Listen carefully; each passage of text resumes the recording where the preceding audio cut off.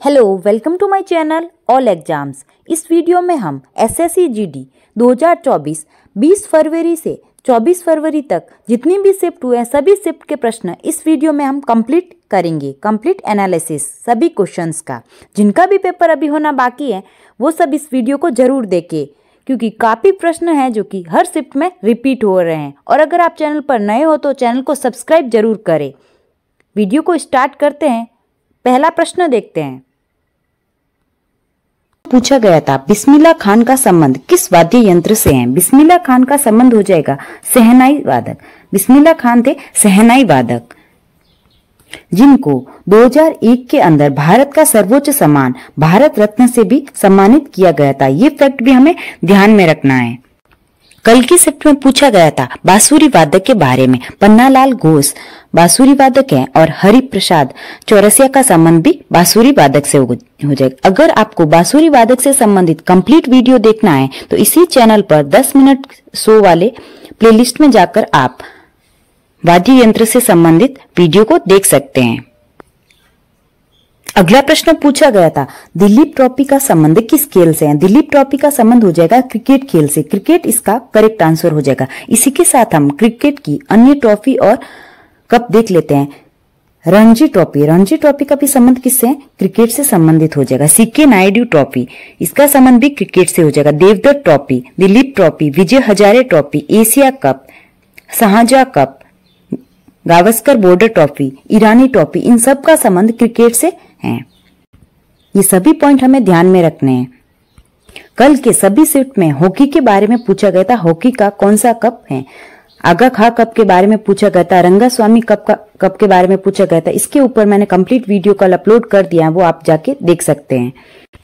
इसी के साथ हम फुटबॉल के भी महत्वपूर्ण जो कप है और ट्रॉफी है उनके बारे में भी देख लेते हैं। Durand cup. डुरंड कप का संबंध हो जाएगा फुटबॉल से। Durand cup, Santosh trophy, Euro cup, Rovers cup, Subroto cup, ये सब फुटबॉल से संबंधित हैं। और बैडमिंटन से हो जाएगा Thomas cup, Sudirman cup, Yonex cup, Uber cup, इन सब का संबंध हो जाएगा बैडमिंटन से। अगला प्रश्न पूछा गया था वित्त आयोग से संबंधित। वित्त आयोग कौन से अनुच्छेद में है? ये है अनुच्छेद 280, इसका करेक्ट आंसर हो जाएगा। और 15वें वित्त आयोग कौन थे? नंद किशोर सिंह। नंद किशोर सिंह थे 15वें वित्त आयोग। और 16वें कौन है? अरविंद पनगड़िया। अगला प्रश्न भी अनुच्छेद से संबंधित था। आर्टिकल 20 का संबंध किससे है ये पूछा गया था। इसका करेक्ट आंसर हो जाएगा दोष सिद्धि से संरक्षण। दोष सिद्धि से संरक्षण इसका करेक्ट आंसर हो जाएगा। एक अपराध के लिए एक ही बार दंड, ये इसका करेक्ट आंसर हो जाएगा। इसी के साथ हम महत्वपूर्ण आर्टिकल देख लेते हैं जो कि आने वाले एग्जाम में पूछे जा सकता है। आर्टिकल 21। आर्टिकल 21 का संबंध हो जाएगा प्राण और दैहिक स्वतंत्रता से संबंधित। और 21A का संबंध हो जाएगा शिक्षा का अधिकार, जो कि 86वां संविधान संशोधन 2002 में जोड़ा गया। आर्टिकल 32 ये भी इंपॉर्टेंट है। इसका संबंध हो जाएगा संवैधानिक उपचारों का अधिकार।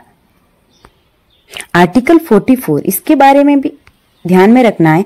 नागरिक संहिता से संबंधित है। समान नागरिक संहिता आर्टिकल 44 में। अगला प्रश्न पूछा गया था जनगणना से संबंधित। 2011 की जनगणना के अनुसार सबसे कम महिला साक्षरता वाला राज्य कौन सा है? इसका करेक्ट आंसर हो जाएगा राजस्थान। कल के शिफ्ट में पूछा गया था 2011 की जनगणना के अनुसार सबसे ज्यादा महिला साक्षरता वाला राज्य कौन सा है, तो वो केरल आंसर ठीक हो जाता है उसका। और आज वाले में पूछा गया सबसे कम महिला साक्षरता वाला राज्य राजस्थान, इसका करेक्ट आंसर हो जाएगा। 52.12% महिला साक्षरता दर है। अगर आपको जनगणना के ऊपर भी कंप्लीट वीडियो देखना है तो 10 मिनट शो की प्लेलिस्ट में जाकर आप देख सकते हैं। अगला प्रश्न पूछा गया था लोसर उत्सव किस उपलक्ष्य में मनाया जाता है? लोसर उत्सव, लोसर तिब्बती बौद्ध धर्म का एक त्योहार है जो कि नव वर्ष के रूप में मनाया जाता है। नव वर्ष इसका करेक्ट आंसर हो जाएगा। और लोसर ये कहां पर मनाया जाता है? लद्दाख में। लद्दाख में हेमिस उत्सव भी मनाया जाता है। ये फैक्ट भी हमें ध्यान में रखना है। हर शिफ्ट में उत्सव से संबंधित और नृत्य से संबंधित प्रश्न पूछे जा रहे हैं, तो आप सब नृत्य और उत्सव के सभी टॉपिक को क्लियर करके जाए। इसी के साथ देखते हैं लोसांग उत्सव, ये किस राज्य में मनाया जाता है? लोसांग मनाया जाता है सिक्किम में, और लोसर उत्सव पूछा जाए तो लद्दाख में। अगला प्रश्न पूछा गया था, लावणी नृत्य का संबंध किस राज्य से है? लावणी नृत्य का संबंध हो जाएगा महाराष्ट्र राज्य से। महाराष्ट्र में किया जाता है लावणी नृत्य। इसी के साथ देखते हैं लेजिम और तमाशा, ये भी महाराष्ट्र के लोक नृत्य हैं, इनको भी हमें ध्यान में रखना है। इसी के साथ देखते हैं वांगला और नोंगक्रेम, इनके बारे में काफी बार प्रश्न पूछा गया है। इनका संबंध हो जाता है मेघालय राज्य से। वांगला और नोंगक्रेम का संबंध हो जाएगा मेघालय से। अगला प्रश्न पूछा गया था हरित क्रांति से संबंधित। प्रश्न क्या था नहीं पता, लेकिन हम हरित क्रांति के बारे में देखते हैं। हरित क्रांति पहली बार 1960 के दशक में नॉर्मन बोरलॉग द्वारा शुरू की गई थी, और भारत में हरित क्रांति की शुरुआत 1968 में हुई। और भारत में जो हरित क्रांति के जनक हैं वो एम.एस. स्वामीनाथन को माना जाता है। भारत में हरित क्रांति के जनक एम.एस. स्वामीनाथन। और अगर विश्व का पूछा गया होगा तो इसमें नॉर्मन बोरलॉग उसका करेक्ट आंसर होगा। अगला प्रश्न पूछा गया था जड़त्व के नियम से संबंधित। जड़त्व का नियम क्या होता है वो अपन देख लेते हैं। जड़त्व का नियम होता है कोई वस्तु स्थिर हो या एक समान गति से चल रही हो तो उस समय एक स्थिर अथवा गति करती रहती है जब तक उसे उस वस्तु पर कोई असंतुलित बल ना लगाया जाए। इसका एग्जाम्पल देखा जाए तो चल रही बस में अगर व्यक्ति आराम से बैठा है और रुकने पर वो आगे की ओर गिरता है, वही एक जड़त्व का नियम का एग्जाम्पल है। अगर इस टाइप का एग्जाम्पल पूछा गया तो उसको करेक्ट कर देना था। अगला प्रश्न पूछा गया था हर्षवर्धन से संबंधित। प्रश्न क्या था नहीं मिला। हर्षवर्धन पुष्यभूति वंश का शासक था जिन्होंने 606 से 647 ईस्वी तक उत्तर भारत पर शासन किया था। और इनके दरबारी कवि के बारे में पूछा गया होगा तो इनके दरबार में बाणभट्ट थे दरबारी कवि, जिन्होंने हर्ष चरित्र संस्कृत में लिखी थी। ये सभी पॉइंट भी हमें ध्यान में रखना है। ये सभी प्रश्न थे जीके जीएस के। अब देखते हैं हिंदी में कौन कौन से प्रश्न पूछे गए थे। हिंदी में पर्यायवाची से प्रश्न पूछे गए थे 2-3। हर्ष का पर्यायवाची पूछा गया था और अटल का, और विलोम शब्द पूछे गए थे 4 प्रश्न। मृत्यु का विलोम शब्द पूछा गया था, दंड का, संपत्ति का, और मुहावरा भी पूछा गया था कल पढ़ना। शुद्ध वर्तनी से भी एक प्रश्न था, ज्योतिषना को लिखना था शुद्ध वर्तनी में। और एक आता है जो कि गद्यांश, जिसमें 5 प्रश्न हर बार पूछे जाते हैं। मैथ्स का पेपर देखे तो वो भी इजी टू मॉडरेट था। एक प्रश्न परसेंटेज से था। टाइम एंड वर्क से 2-3 प्रश्न पूछे गए थे। एग्जाम्पल के लिए जैसे कि ए ने इतने समय में कार्य पूरा किया, बी ने इतने समय में कार्य पूरा किया, तो ए प्लस बी ने दोनों ने मिलकर कार्य कितने दिनों में पूरा किया, इस टाइप से प्रश्न पूछा गया था। एक प्रश्न त्रिभुज से पूछा गया था। CISI से एक प्रश्न पूछे गए थे और एक प्रश्न पूछा गया था जिसमें कार्य और क्षमता दोनों का अनुपात दिया हुआ था। एक प्रश्न रेशियो से पूछा गया था। एक प्रश्न मिक्सर और एलिगेशन से भी पूछा गया था। यानी कि पेपर पूरा इजी। पहला प्रश्न पूछा गया था भामाकल्पम शास्त्रीय नृत्य नाटिका किस भारतीय शास्त्रीय नृत्य शैली से संबंधित है? इसका करेक्ट आंसर हो जाएगा कुचिपुड़ी नृत्य शैली से संबंधित है भामाकल्पम। भामाकल्पम का संबंध हो जाएगा आंध्र प्रदेश राज्य से। और आंध्र प्रदेश से संबंधित और अन्य नृत्य के बारे में देखते हैं। धीमसा नृत्य, ये भी आंध्र प्रदेश के अंदर किया जाता है। और इसी के साथ वीर नाट्यम, छड़ी, ये सब का संबंध भी आंध्र प्रदेश से है। ये सभी पॉइंट भी हमें ध्यान में रखना है। इसकी उत्पत्ति भारत के आंध्र प्रदेश राज्य से हुई है भामाकल्पम। और प्रमुख कलाकार कौन कौन हो जाएंगे? कुचिपुड़ी है जो कि आंध्र प्रदेश का एक शास्त्रीय नृत्य है, तो उनके प्रमुख कलाकारों के नाम देख लेते हैं। लक्ष्मी नारायण शास्त्री, सब सुंदरी, राजा और राधा रेड्डी, जो भी रेड्डी नाम के होंगे वो सब कुचिपुड़ी नृत्य से संबंधित हैं। यामिनी कृष्णमूर्ति, यामिनी रेड्डी, कौशल्या रेड्डी, इन सब का संबंध हो जाएगा कुचिपुड़ी नृत्य से, जो कि आंध्र प्रदेश का एक शास्त्रीय नृत्य है। अगला प्रश्न पूछा गया था फीफा विश्व कप 2022 कहां आयोजित किया गया था? इसका करेक्ट आंसर हो जाएगा कतर में आयोजित किया गया था फीफा विश्व कप 2022 का। और पहला फीफा विश्व कप ये हुआ था वर्ष 1930 में। उरुग्वे देश ने इसको आयोजित किया गया था और जीत भी किसकी हुई थी? उरुग्वे की। और ये फीफा विश्व कप 2026 का जो कि आयोजन कहां पर किया जाएगा, ये 3 देशों में आयोजित किया जाएगा, अमेरिका, कनाडा, मेक्सिको में, और ये 23वां संस्करण होगा। और 2022 वाला जो कि 22वां संस्करण था जो कि कतर में आयोजित किया गया था। ये सभी पॉइंट्स भी हमें ध्यान में रखने हैं। अगला प्रश्न देखते हैं, फीफा विश्व कप 2022 किस देश ने जीता था? इसका करेक्ट आंसर हो जाएगा अर्जेंटीना ने जीता था फीफा विश्व कप 2022 का खिताब। और किसको हराकर? फ्रांस को हराकर अर्जेंटीना ने जीता था। अर्जेंटीना इसका करेक्ट आंसर हो जाएगा। इसी के साथ देखते हैं, गोल्डन बॉल का अवार्ड किसे मिला था? लियोनेल मेसी को। और गोल्डन बूट का अवार्ड किसे मिला था? किलियन एम्बापे को। और फीफा फेयर प्ले अवार्ड मिला इंग्लैंड को, और गोल्डन बॉल का लियोनेल मेसी को। अगला प्रश्न पूछा गया था, कोलकाता को किसका शहर कहा जाता है? कोलकाता को कहा जाता है सिटी ऑफ जॉय, यानी कि आनंद का शहर। कोलकाता को महलों के शहर के रूप में भी जाना जाता है। भारत के शहरों और उनके उपनाम के बारे में भी हम देखते हैं।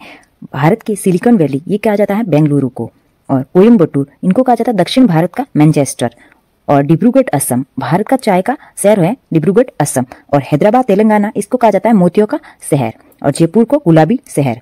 अगर आपको इसके ऊपर कंप्लीट वीडियो चाहिए भारतीय शहर और उनके उपनाम, तो 10 मिनट प्लेलिस्ट बनी हुई है 10 मिनट शो की, उसमें जाकर आप देख सकते हैं। अगला प्रश्न देखते हैं।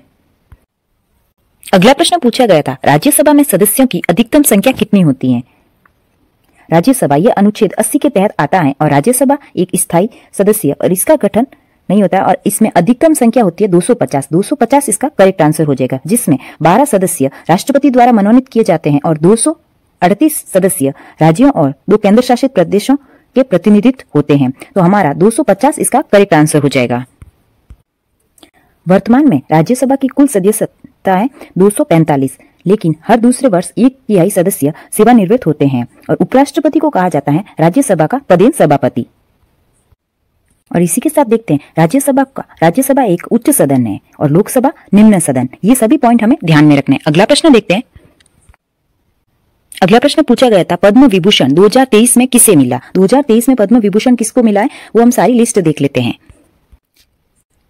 6 लोगों को मिला था। पहला श्री बालकृष्ण दोषी, इनको वास्तुकला के क्षेत्र में मिला था, ये मरणोपरांत मिला है। और दूसरा श्री जाकिर हुसैन को कला के क्षेत्र में मिला है, और श्री SM कृष्णा को मिला है सार्वजनिक मामलों के क्षेत्र में, और श्री दिलीप महालाबी को मिला है मरणोपरांत दवा क्षेत्र में,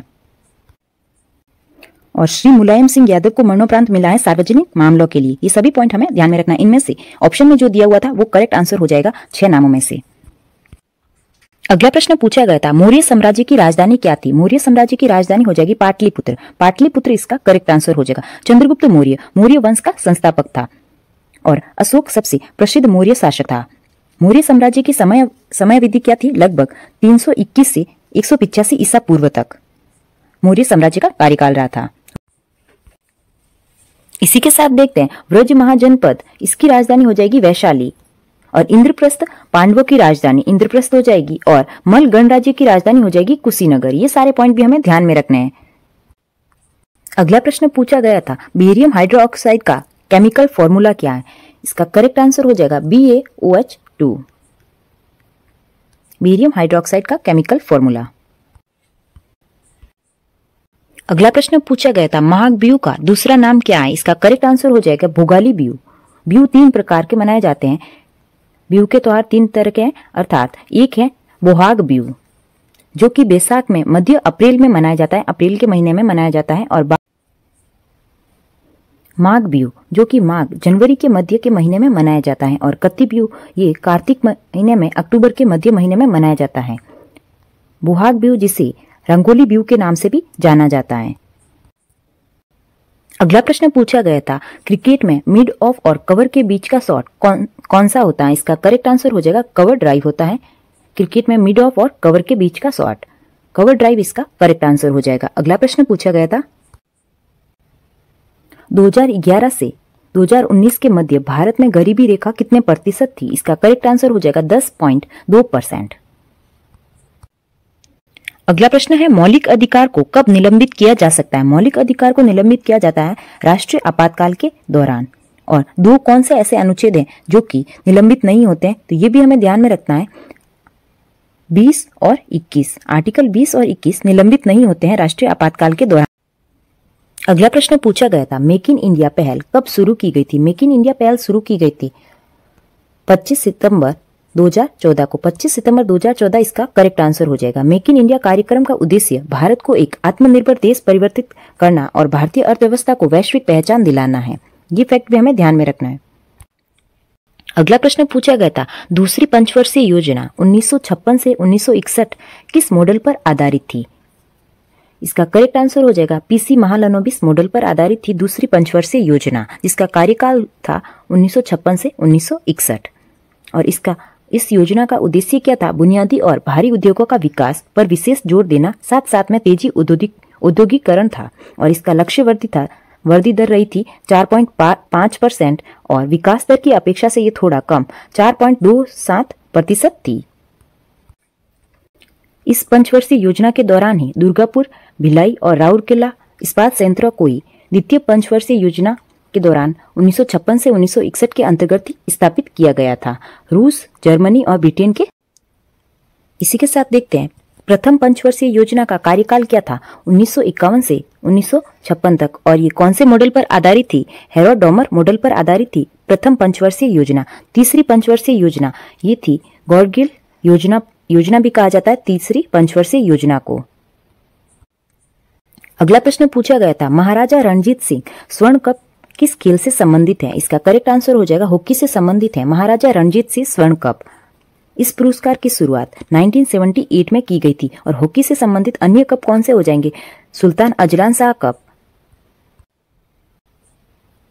आगा Khan cup, Beighton cup, Dhyanchand trophy, lady Ratan Tata trophy, Nehru trophy, Rangaswamy trophy. ये कल की शिफ्ट में पूछा गया था रंगास्वामी ट्रॉफी के बारे में। Scindia trophy, master champion. Hindi में प्रश्न पूछा गया था, विष्णु का पर्यायवाची क्या है? विष्णु के पर्यायवाची हो जाएंगे दामोदर, पीताम्बर, मुकुंद, गोविंद, कमलाकांत, लक्ष्मीपंत, उपेंद्र। ये सभी हो जाएंगे विष्णु के पर्यायवाची। एक प्रश्न पूछा गया था, अनिखार्थी शब्द से जो चक्र धारण करता है उसको कहते हैं चक्रधारी। भीमसेन जोशी को भारत रत्न मिला था 2008 में। 2008 इस क्वेश्चन का सही आंसर हो जाएगा। स्वर्गीय भीमसेन जोशी किराना घराने से थे। किराना घराने से संबंध था भीमसेन जोशी का। और इनको 1972 के अंदर पद्मश्री से भी सम्मानित किया गया था। तो ये पॉइंट भी हमें ध्यान में रखने हैं। अगला प्रश्न देखते हैं। अगला प्रश्न पूछा गया था, केरल में कौन सा शास्त्रीय नृत्य करते हैं? तो इसका करेक्ट आंसर हो जाएगा कथकली शास्त्रीय नृत्य। कथकली ऑप्शन में दे रखा था, तो कथकली इसका करेक्ट आंसर हो जाएगा। केरल एक ऐसा राज्य है जहां पर दो शास्त्रीय नृत्य प्रसिद्ध हैं, कथकली और मोहिनीअट्टम। अगर मोहिनीअट्टम के ऊपर भी प्रश्न पूछा जाए तो वो भी केरल का शास्त्रीय नृत्य है। अगला प्रश्न देखते हैं, सम्राट अशोक किस धर्म का अनुयायी था? सम्राट अशोक बौद्ध धर्म का अनुयायी था। बौद्ध धर्म को अपनाया था सम्राट अशोक ने। बौद्ध धर्म इसका करेक्ट आंसर हो जाएगा। अगर आप चैनल पर नए हो तो चैनल को सब्सक्राइब जरूर करें और वीडियो को कंप्लीट तक देखें।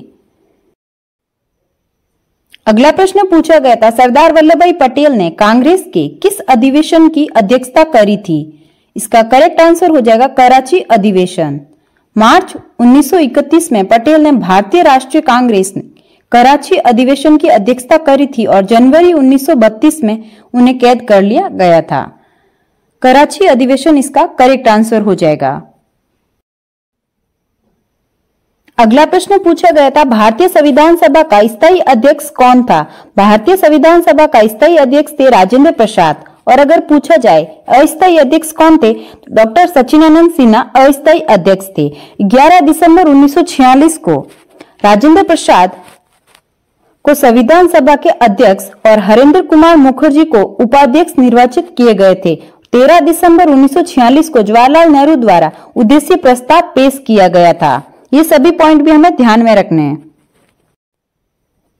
अगला प्रश्न पूछा गया था, मौर्य वंश के संस्थापक कौन थे? मौर्य वंश के संस्थापक थे चंद्रगुप्त मौर्य। चंद्रगुप्त मौर्य इसका करेक्ट आंसर हो जाएगा। चंद्रगुप्त मौर्य ने 322 ईसा पूर्व में इस साम्राज्य की स्थापना की और तेजी से पश्चिम की तरफ अपना साम्राज्य विस्तार किया था। चंद्रगुप्त इसका करेक्ट आंसर हो जाएगा। अगला प्रश्न पूछा गया था, SLR का फुल फॉर्म। SLR का तात्पर्य है वैधानिक तरलता अनुपात, स्टेटरी लिक्विडिटी रेशियो। ये इसकी फुल फॉर्म हो जाएगी।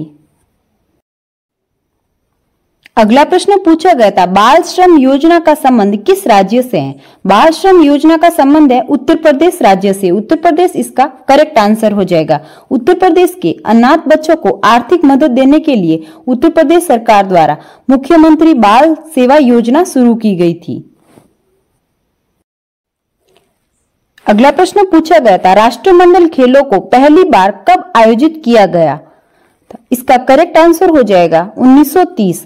वर्ष 1928 में कनाडा के प्रमुख एथलीट बॉबी रॉबसन को प्रथम राष्ट्रमंडल खेलों का आयोजन का भार सौंपा गया था।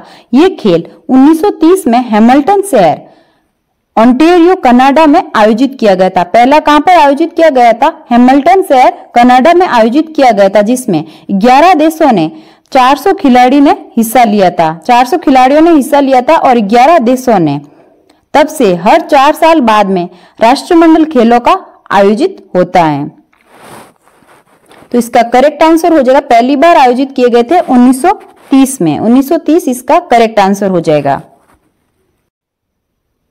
अगला प्रश्न पूछा गया, 2011 की जनगणना कितने चरणों में हुई थी? इसका करेक्ट आंसर हो जाएगा 2 चरणों में पूरी हुई थी। 2011 तक 15वीं जनगणना हुई थी। 1872 में ब्रिटिश शासन लॉर्ड मेयो के काल में प्रथम जनगणना हुई थी। और अगर पूछा जाए दशकीय पूर्ण जनगणना कब हुई थी? 1881 उसका करेक्ट आंसर हो जाएगा, लॉर्ड रिपन के शासनकाल में। और 1872 में हुई थी वो लॉर्ड मेयो के शासनकाल में हुई थी। तो ये सभी पॉइंट भी हमें ध्यान में रखने हैं। अगला प्रश्न पूछा गया था, 2011 जनगणना के अनुसार किस केंद्र शासित प्रदेश का जनसंख्या घनत्व सबसे ज्यादा है? केंद्र शासित प्रदेश में जनसंख्या घनत्व सबसे ज्यादा है दिल्ली का। दिल्ली इसका करेक्ट आंसर हो जाएगा।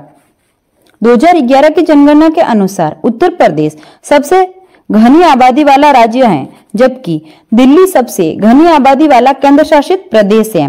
दिल्ली देश का सबसे घना केंद्र शासित प्रदेश है और इसके बाद में चंडीगढ़ और पुडुचेरी। तो दिल्ली इसका करेक्ट आंसर हो जाएगा। और अगर राज्य में पूछा जाए तो उत्तर प्रदेश। अगला प्रश्न पूछा गया था, लॉन्ग जंप में रनवे कितना होता है? लॉन्ग जंप में 40 मीटर का रनवे होता है। 40 मीटर इसका करेक्ट आंसर हो जाएगा। अगला प्रश्न पूछा गया था, पहली पंचवर्षीय योजना किस मॉडल पर आधारित थी? ये प्रश्न हमने कल और परसों के शिफ्ट में जब एनालिसिस करवाया था उसमें भी डिस्कस किया था। भारत की प्रथम पंचवर्षीय योजना हेरोड-डॉमर मॉडल पर आधारित थी। हेरोड-डॉमर इसका करेक्ट आंसर हो जाएगा। ये जवाहरलाल नेहरू के नेतृत्व में 1951 से 1956 इसका कार्यकाल था। ये कुछ संसाधन के साथ हेरोड-डॉमर मॉडल पर आधारित थी। इसका मुख्य केंद्र देश में कृषि का विकास पर था। इसका उद्देश्य क्या था? मुख्य कृषि का विकास। हेरोड-डॉमर मॉडल इसका करेक्ट आंसर हो जाएगा। और सेकेंड पंचवर्षीय योजना का कार्यकाल क्या हो जाएगा? 1956 से 1961 और पीसी महालनोबिस मॉडल पर आधारित थी। अगला प्रश्न पूछा गया था, किस पंचवर्षीय योजना का मुख्य उद्देश्य आत्मनिर्भरता था? इसका करेक्ट आंसर हो जाएगा 7वीं पंचवर्षीय योजना का ही उद्देश्य था आत्मनिर्भरता। 7वीं पंचवर्षीय योजना इसका करेक्ट आंसर हो जाएगा। 7वीं पंचवर्षीय योजना के तहत भारत ने स्वैच्छिक एजेंसियों और आम जनता के बहुमूल्य योगदान के साथ देश में एक आत्मनिर्भर अर्थव्यवस्था लाने का प्रयास किया था। लक्ष्य था 5%, वास्तविक वृद्धि हुई थी 6.1% और प्रति व्यक्ति आय की वृद्धि हुई थी 3.7%। तो इसका करेक्ट आंसर था 7वीं पंचवर्षीय योजना। अगला प्रश्न देखते हैं, योजना आयोग का नया नाम क्या है? योजना आयोग का नया नाम हो गया नीति आयोग। 13 अगस्त 2014 को योजना आयोग खत्म कर दिया गया था और इसकी जगह पर नीति आयोग का गठन हुआ। नीति आयोग का गठन कब हुआ था? 1 जनवरी 2015 को। नीति आयोग भारत सरकार की एक थिंक टैंक योजना है और नीति आयोग का अध्यक्ष कौन होता है? जो वर्तमान में पीएम होता है वही नीति आयोग का अध्यक्ष होता है। और वर्तमान में उपाध्यक्ष कौन है इसके? तो सुमन बेरी इसका करेक्ट आंसर हो जाएगा। सुमन बेरी है वर्तमान में नीति आयोग के उपाध्यक्ष। और सीईओ के बारे में पूछा जाए तो एस सुब्रमण्यम। अगला प्रश्न देखते हैं, 1961 से 1966 के बीच कौन सी पंचवर्षीय योजना थी? इसका करेक्ट आंसर हो जाएगा तीसरी पंचवर्षीय योजना। तीसरी पंचवर्षीय योजना ने कृषि और गेहूं के उत्पादन में सुधार पर जोर दिया, लेकिन 1962 के संक्षिप्त भारत और चीन युद्ध ने अर्थव्यवस्था में कमजोरियों को उजागर किया और रक्षा आयोग और भारतीय सेना की ओर ध्यान केंद्रित किया। 1965 से 1966 में भारत ने पाकिस्तान के साथ युद्ध लड़ा और 1965 में भीषण सूखा पड़ा था। तो जो तीसरी पंचवर्षीय योजना है वो सफल नहीं रही थी, असफल रही थी तीसरी पंचवर्षीय योजना। और मुख्य कारण क्या क्या थे? भारत चीन के बीच युद्ध और भारत पाकिस्तान के बीच में युद्ध। इसी के साथ प्रश्न है, हरित क्रांति के समय कौन सी पंचवर्षीय योजना चल रही थी? तो हरित क्रांति के समय भी तीसरी पंचवर्षीय योजना चल रही थी 1961 से 1966 के बीच में। अगला प्रश्न देखते हैं, भारत का कौन सा वह राज्य है जो उत्तर पश्चिम और दक्षिण दिशा में विदेशी सीमा साझा करता है? इसका करेक्ट आंसर हो जाएगा त्रिपुरा। त्रिपुरा हल करें। पहला प्रश्न पूछा गया था, मीराबाई चानू किस खेल से संबंधित है? मीराबाई चानू का संबंध हो जाएगा भारोत्तोलन गेम से। और ये कौन से स्टेट से रहने वाली है? मणिपुर। मीराबाई चानू ने राष्ट्रमंडल खेलों में भारत का पहला स्वर्ण पदक जीता। 23 वर्षीय महिला 2014 के राष्ट्रमंडल खेलों में अपना पहला पदक जीता। 48 किलोग्राम भार वर्ग में रजत जीता। इसी के साथ हमें ध्यान में रखना है, फर्स्ट भारतीय महिला कौन थी भारोत्तोलन में जिन्होंने मेडल जीता था? ब्रॉन्ज मेडल जीता कर्णम मल्लेश्वरी। ये भी प्रश्न आगे वाली शिफ्ट में पूछा जा सकता है, तो ये पॉइंट भी हमें ध्यान में रखना है। कब जीता था? 2000 में जीता था कर्णम मल्लेश्वरी ने भारोत्तोलन में ब्रॉन्ज मेडल। अगला प्रश्न पूछा गया था, धार्मिक स्वतंत्रता किस अनुच्छेद में है? इसका करेक्ट आंसर हो जाएगा अनुच्छेद 25 से 28। अनुच्छेद 25 से 28 में उल्लेखित है धार्मिक स्वतंत्रता। अनुच्छेद 25 से 28 में उल्लेखित है लोक व्यवस्था, सदाचार और स्वास्थ्य तथा इस भाग के अन्य उपबंधों के अधीन रहते हुए सभी व्यक्तियों को अंतःकरण की स्वतंत्रता का और धर्म के आबाद रूप से मानने का, आचरण करने और प्रचार करने का समान हक है। अगला प्रश्न पूछा गया था, कुडनकुलम परमाणु संयंत्र कहां पर स्थित है? कुडनकुलम परमाणु संयंत्र स्थित है तमिलनाडु राज्य में। तमिलनाडु इसका करेक्ट आंसर हो जाएगा। ये भारत का सबसे बड़ा परमाणु ऊर्जा स्टेशन है जो कि तमिलनाडु में स्थित है, कुडनकुलम परमाणु संयंत्र। तिरुनेलवेली जिले के अंदर स्थित है। इसी के साथ अपन अन्य परमाणु संयंत्र देखते हैं। नरोरा, नरोरा कहां पर स्थित है परमाणु संयंत्र? यूपी के अंदर। ये सभी भी आगे वाली शिफ्ट में पूछे जा सकते हैं, तो हमें सभी ध्यान में रखना है। और रावतभाटा राजस्थान में, और कल्पक्कम और कुडनकुलम ये दोनों है तमिलनाडु में। और तारापुरा कहां पर मिल जाएगा? ये है महाराष्ट्र के अंदर। और केगा कर्नाटक के अंदर। ये सभी पॉइंट भी हमें ध्यान में रखने हैं। अगला प्रश्न पूछा गया था, हाल ही में नीरज चोपड़ा ने चीन में कौन सा पदक जीता? भारत के स्टार भाला फेंक एथलीट नीरज चोपड़ा ने बुधवार को एशियाई खेलों में 88.88 मीटर के विशाल थ्रो के साथ स्वर्ण पदक जीता। स्वर्ण पदक इसका करेक्ट आंसर हो जाएगा। इसी के साथ देखते हैं, किशोर जैना ने 87.45 मीटर के साथ में रजत पदक जीता। अगला प्रश्न पूछा गया था, क्रिप्स मिशन भारत कब आया? इसका करेक्ट आंसर हो जाएगा मार्च 1942 में आया था क्रिप्स मिशन भारत। मार्च 1942 इसका करेक्ट आंसर हो जाएगा। ये मिशन भारतीय राज्य व्यवस्था में कुछ संवैधानिक सुधार करने के प्रस्ताव लेकर भारत आया था। अगला प्रश्न पूछा गया था, डंडा जात्रा महोत्सव किस राज्य से संबंधित है? इसका करेक्ट आंसर हो जाएगा उड़ीसा राज्य से संबंधित है डंडा जात्रा उत्सव।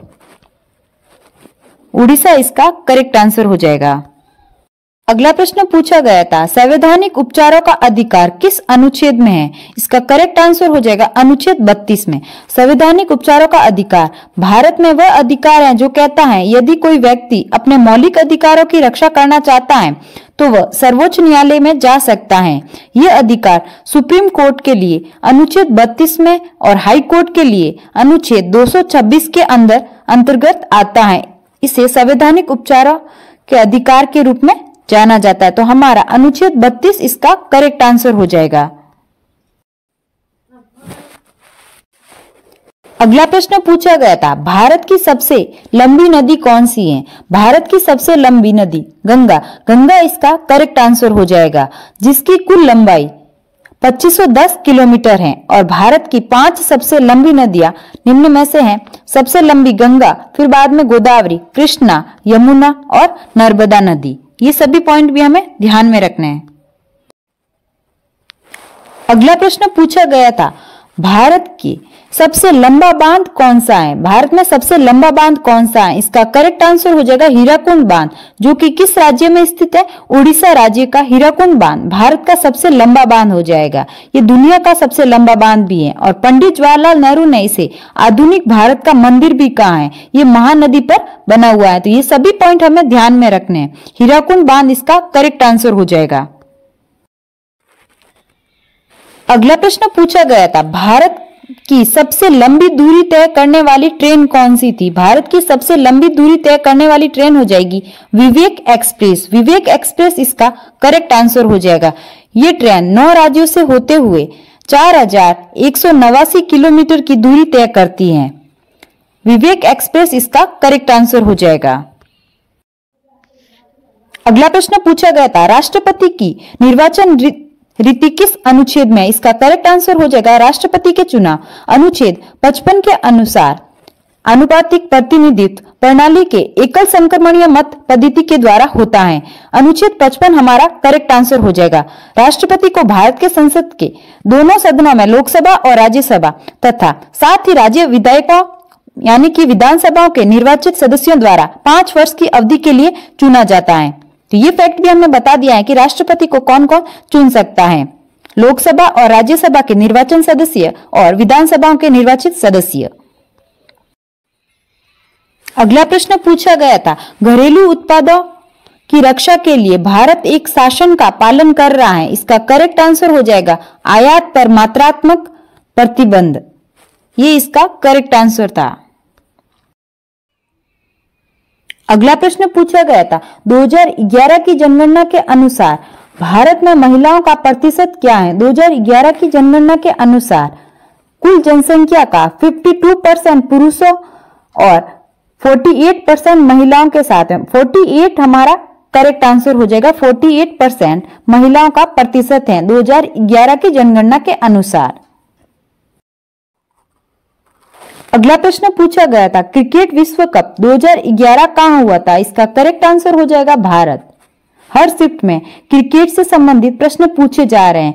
रणजी ट्रॉफी क्रिकेट से संबंधित है, दिलीप ट्रॉफी इसका भी संबंध क्रिकेट से है। ये दोनों प्रश्न भी पूछे गए थे और हॉकी से भी प्रश्न पूछे जा रहे हैं। तो ये सभी पॉइंट्स हमें ध्यान में रखने हैं। अगला प्रश्न पूछा गया था, हाल ही में जन औषधि ट्रेन की शुरुआत कहां हुई? इसका करेक्ट आंसर हो जाएगा पुणे से दानापुर, मार्च 2023 के अंदर। जन औषधि ट्रेन 4 राज्यों को कवर करते हुए हरी झंडी दिखाई है। जन औषधि दिवस 2023 का तीसरा दिन देश में जन औषधि एक कदम मात्र शक्ति की ओर के रूप में मनाया गया। तो पुणे से दानापुर इसका करेक्ट आंसर हो जाएगा। अब देखते हैं 23 फरवरी की सेकेंड शिफ्ट में पूछे गए प्रश्न। शेफाली वर्मा किस खेल से संबंधित है? शेफाली वर्मा का संबंध हो जाएगा क्रिकेट टीम से। क्रिकेट इसका करेक्ट आंसर हो जाएगा। अगला प्रश्न पूछा गया था, 2011 के जनगणना के अनुसार भारत की सबसे अधिक जनसंख्या वाला राज्य कौन सा है? 2011 की जनगणना के अनुसार उत्तर प्रदेश भारत का राज्य है जिसमें सबसे अधिक जनसंख्या वाला राज्य हो जाएगा उत्तर प्रदेश। इसका करेक्ट आंसर हो जाएगा, जिसकी जनसंख्या लगभग 19.98 करोड़ है। उत्तर प्रदेश राज्य का घनत्व कितना है? 829 प्रति वर्ग किलोमीटर। ये भारत में सबसे अधिक आबादी वाला राज्य में पहले स्थान पर है। तो हमारा उत्तर प्रदेश इसका करेक्ट आंसर हो जाएगा। हर शिफ्ट में जनगणना के ऊपर और पंचवर्षीय योजनाओं के ऊपर प्रश्न बन रहे हैं, तो आप उन टॉपिक्स को एकदम क्लियर पढ़ के जाइए जिनका भी एग्जाम होना है। अगला प्रश्न देखते हैं।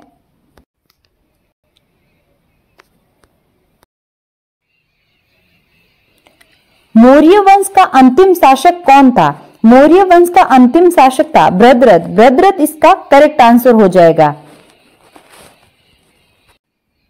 इसी के साथ देखते हैं भद्रथ की मृत्यु कैसे हुई थी। उसके सेनापति पुष्यमित्र शुंग ने धोखे से उनकी हत्या की थी। तो भद्रथ हमारा करेक्ट आंसर हो जाएगा, मौर्य वंश का अंतिम शासक।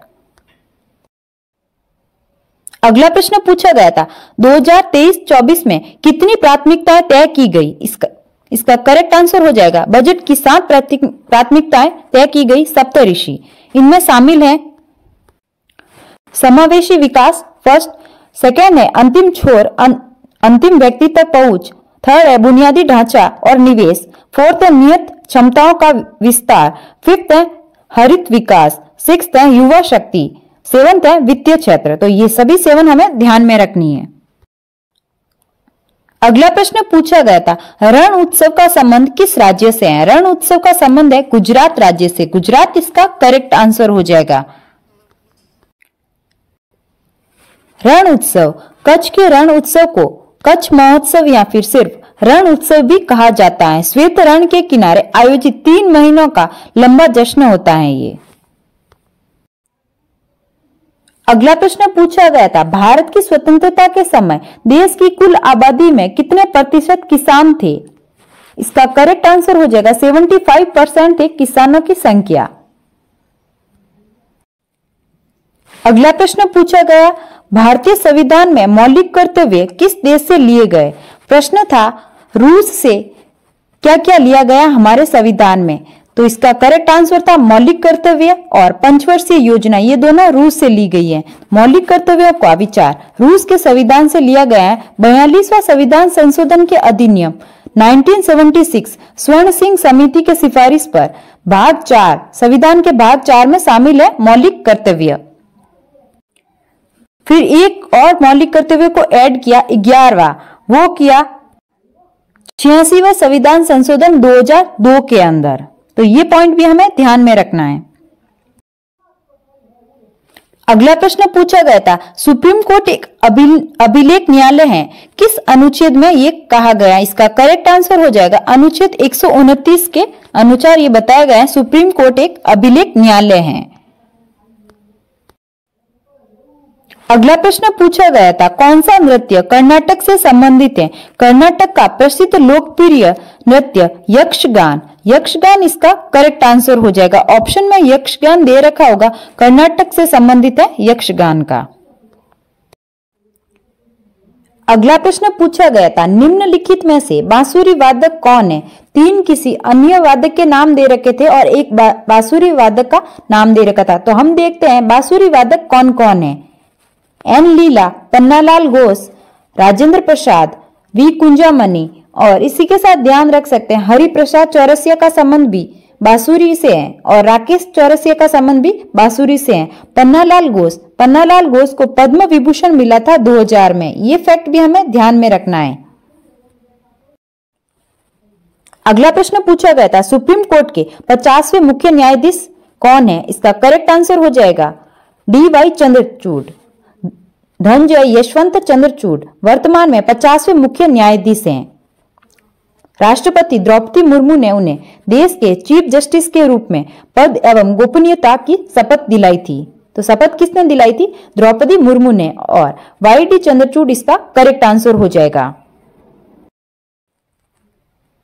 अगला प्रश्न पूछा गया था हाल ही में हुए सुल्तान जौहर कप की मेजबानी किस देश ने की थी? सुल्तान जौहर कप एक हॉकी का टूर्नामेंट है। हाल ही में इस कप का आयोजन मलेशिया में 2023 में किया गया। मलेशिया इसका करेक्ट आंसर हो जाएगा। अगला प्रश्न पूछा गया था, प्रथम आंग्ल वर्मा युद्ध के समय भारत के गवर्नर कौन थे? इसका करेक्ट आंसर हो जाएगा लॉर्ड एमहर्स्ट। 1823 से 1828 में प्रथम आंग्ल वर्मी युद्ध 1824 से 26 के समय वह बंगाल के गवर्नर जनरल थे लॉर्ड एमहर्स्ट। अगला प्रश्न पूछा गया था, 12वीं पंचवर्षीय योजना का उद्देश्य क्या था? 12वीं पंचवर्षीय योजना का लक्ष्य 8% औसत आर्थिक विकास दर हासिल करना है। 12वीं पंचवर्षीय योजना का उद्देश्य तेज, स्थायी और अधिक समावेशी विकास प्राप्त करना है। गरीबी को कम करने के लिए राज्यों और राज्यों के भीतर क्षेत्रीय समानता में सुधार करना है। तो इनमें से जो भी पॉइंट दे रखा था ऑप्शंस में वो हमारा करेक्ट आंसर हो जाएगा। अगला प्रश्न पूछा गया था, असद अली खान किस वाद्य यंत्र से संबंधित हैं? इनका संबंध हो जाएगा रुद्र वीणा से। रुद्र वीणा हमारा करेक्ट आंसर था। भारतीय संगीतकार असद अली खान का जन्म 1 दिसंबर 1937 को हुआ। ये पॉइंट भी हमें ध्यान में रखना है। अगला प्रश्न पूछा गया था, H2 क्या होता है? H2 हाइड्रोजन का अणु है।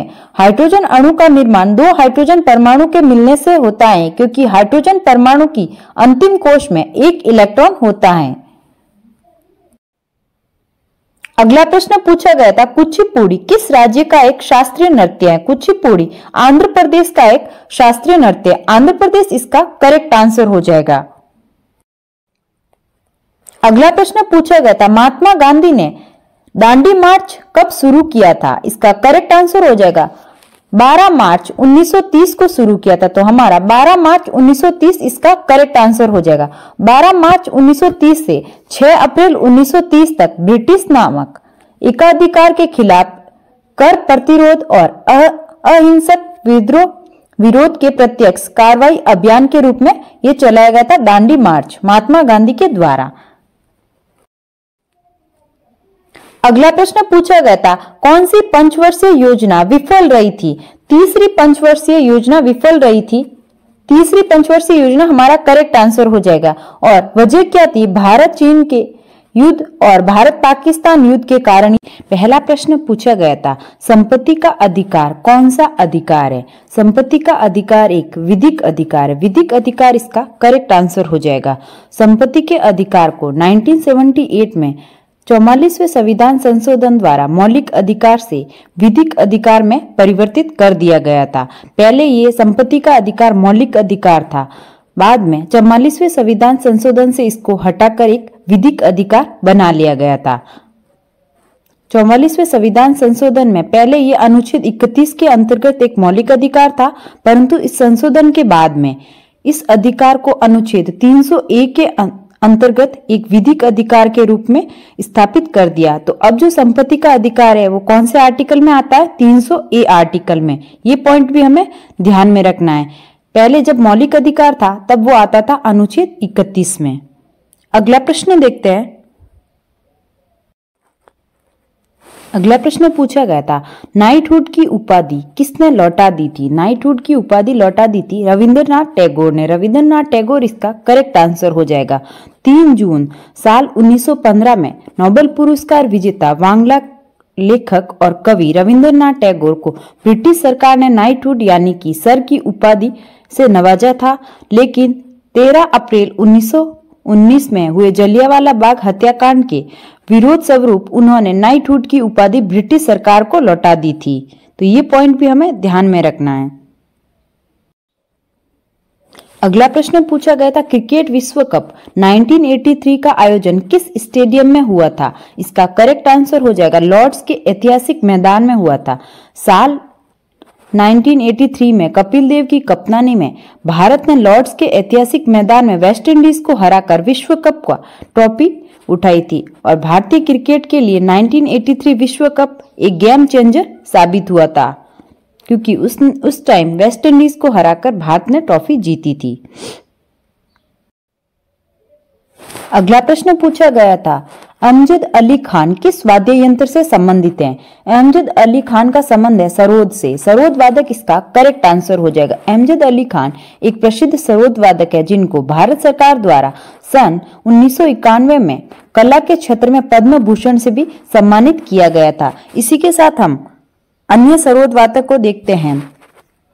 अलाउद्दीन खान। अलाउद्दीन खान का संबंध भी किससे है? सरोद से है और उनको पद्म विभूषण मिला था 1971 में।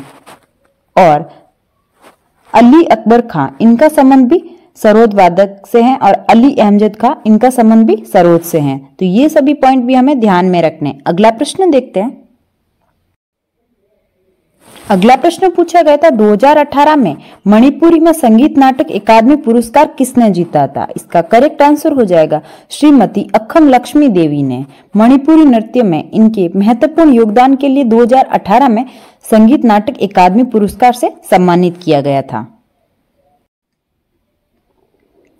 अगला प्रश्न पूछा गया था हरित क्रांति में किस फसल का सर्वाधिक उत्पादन था? हरित क्रांति में सर्वाधिक उत्पादक था गेहूं का। गेहूं इसका करेक्ट आंसर हो जाएगा। और भारत में हरित क्रांति के जनक में किसे जाना जाता है? MS स्वामीनाथन को। ये पॉइंट भी हमें ध्यान में रखना है। अगला प्रश्न पूछा गया था हरित क्रांति के दुष्प्रभाव क्या हैं? हरित क्रांति के दुष्प्रभाव, खाद्यान्नों के आयात में कमी। हरित क्रांति के फलस्वरूप देश में खाद्यान्नों के आयातों में कमी आई। अगला प्रश्न पूछा गया था चीन की राजधानी क्या है? चीन की राजधानी है बीजिंग। बीजिंग इसका करेक्ट आंसर हो जाएगा। और इसी के साथ देखते हैं चीन की मुद्रा क्या है? रेमनबीबी। अगला प्रश्न पूछा गया था अनुच्छेद 168 किससे संबंधित है? इसका संबंध है राज्यों में विधानमंडल का प्रावधान करता है। राज्यों में विधानमंडल का प्रावधान है अनुच्छेद 168 में। अगला प्रश्न पूछा गया था 2018 एशियाई खेलों की मेजबानी किस देश ने की थी? 2018 में एशियाई खेलों की मेजबानी की थी इंडोनेशिया ने। और वो कौन सा संस्करण था? 18वां।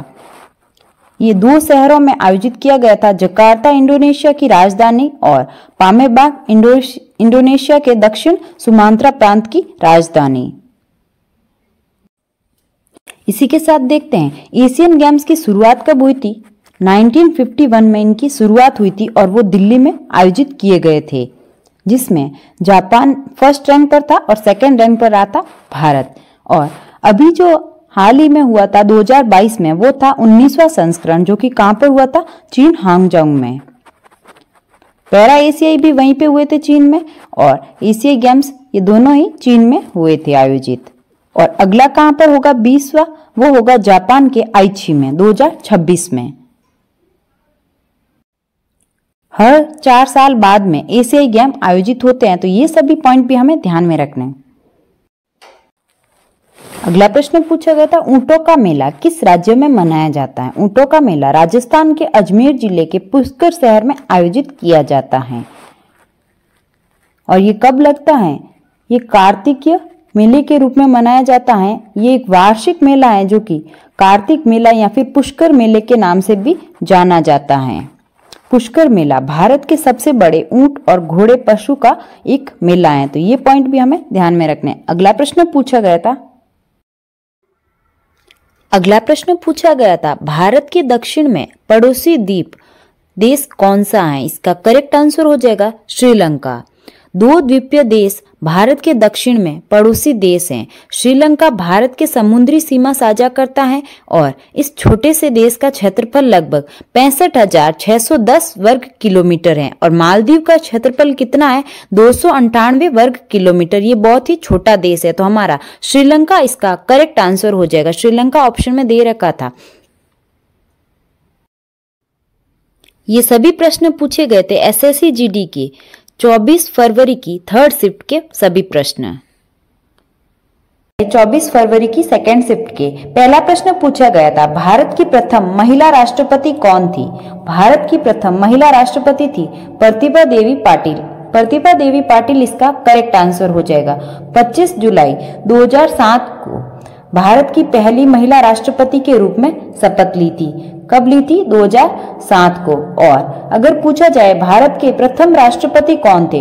डॉक्टर राजेंद्र प्रसाद। और प्रथम महिला प्रतिभा पाटिल। और अगर पूछा जाए कि प्रथम मुस्लिम राष्ट्रपति कौन थे, तो जाकिर हुसैन उसका करेक्ट आंसर हो जाएगा। और प्रथम उपराष्ट्रपति कौन थे? डॉक्टर सर्वपल्ली राधाकृष्णन। ये सभी पॉइंट हमें ध्यान में रखने हैं।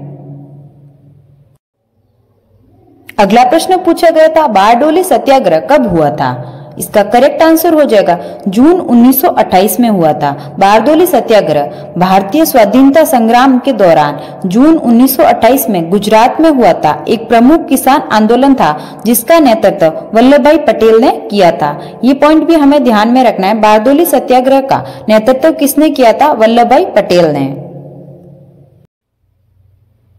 अगला प्रश्न पूछा गया था, तपन कुमार पटनायक का संबंध किस नृत्य से है? तपन कुमार पटनायक का संबंध है छऊ नृत्य से। छऊ इसका करेक्ट आंसर हो जाएगा।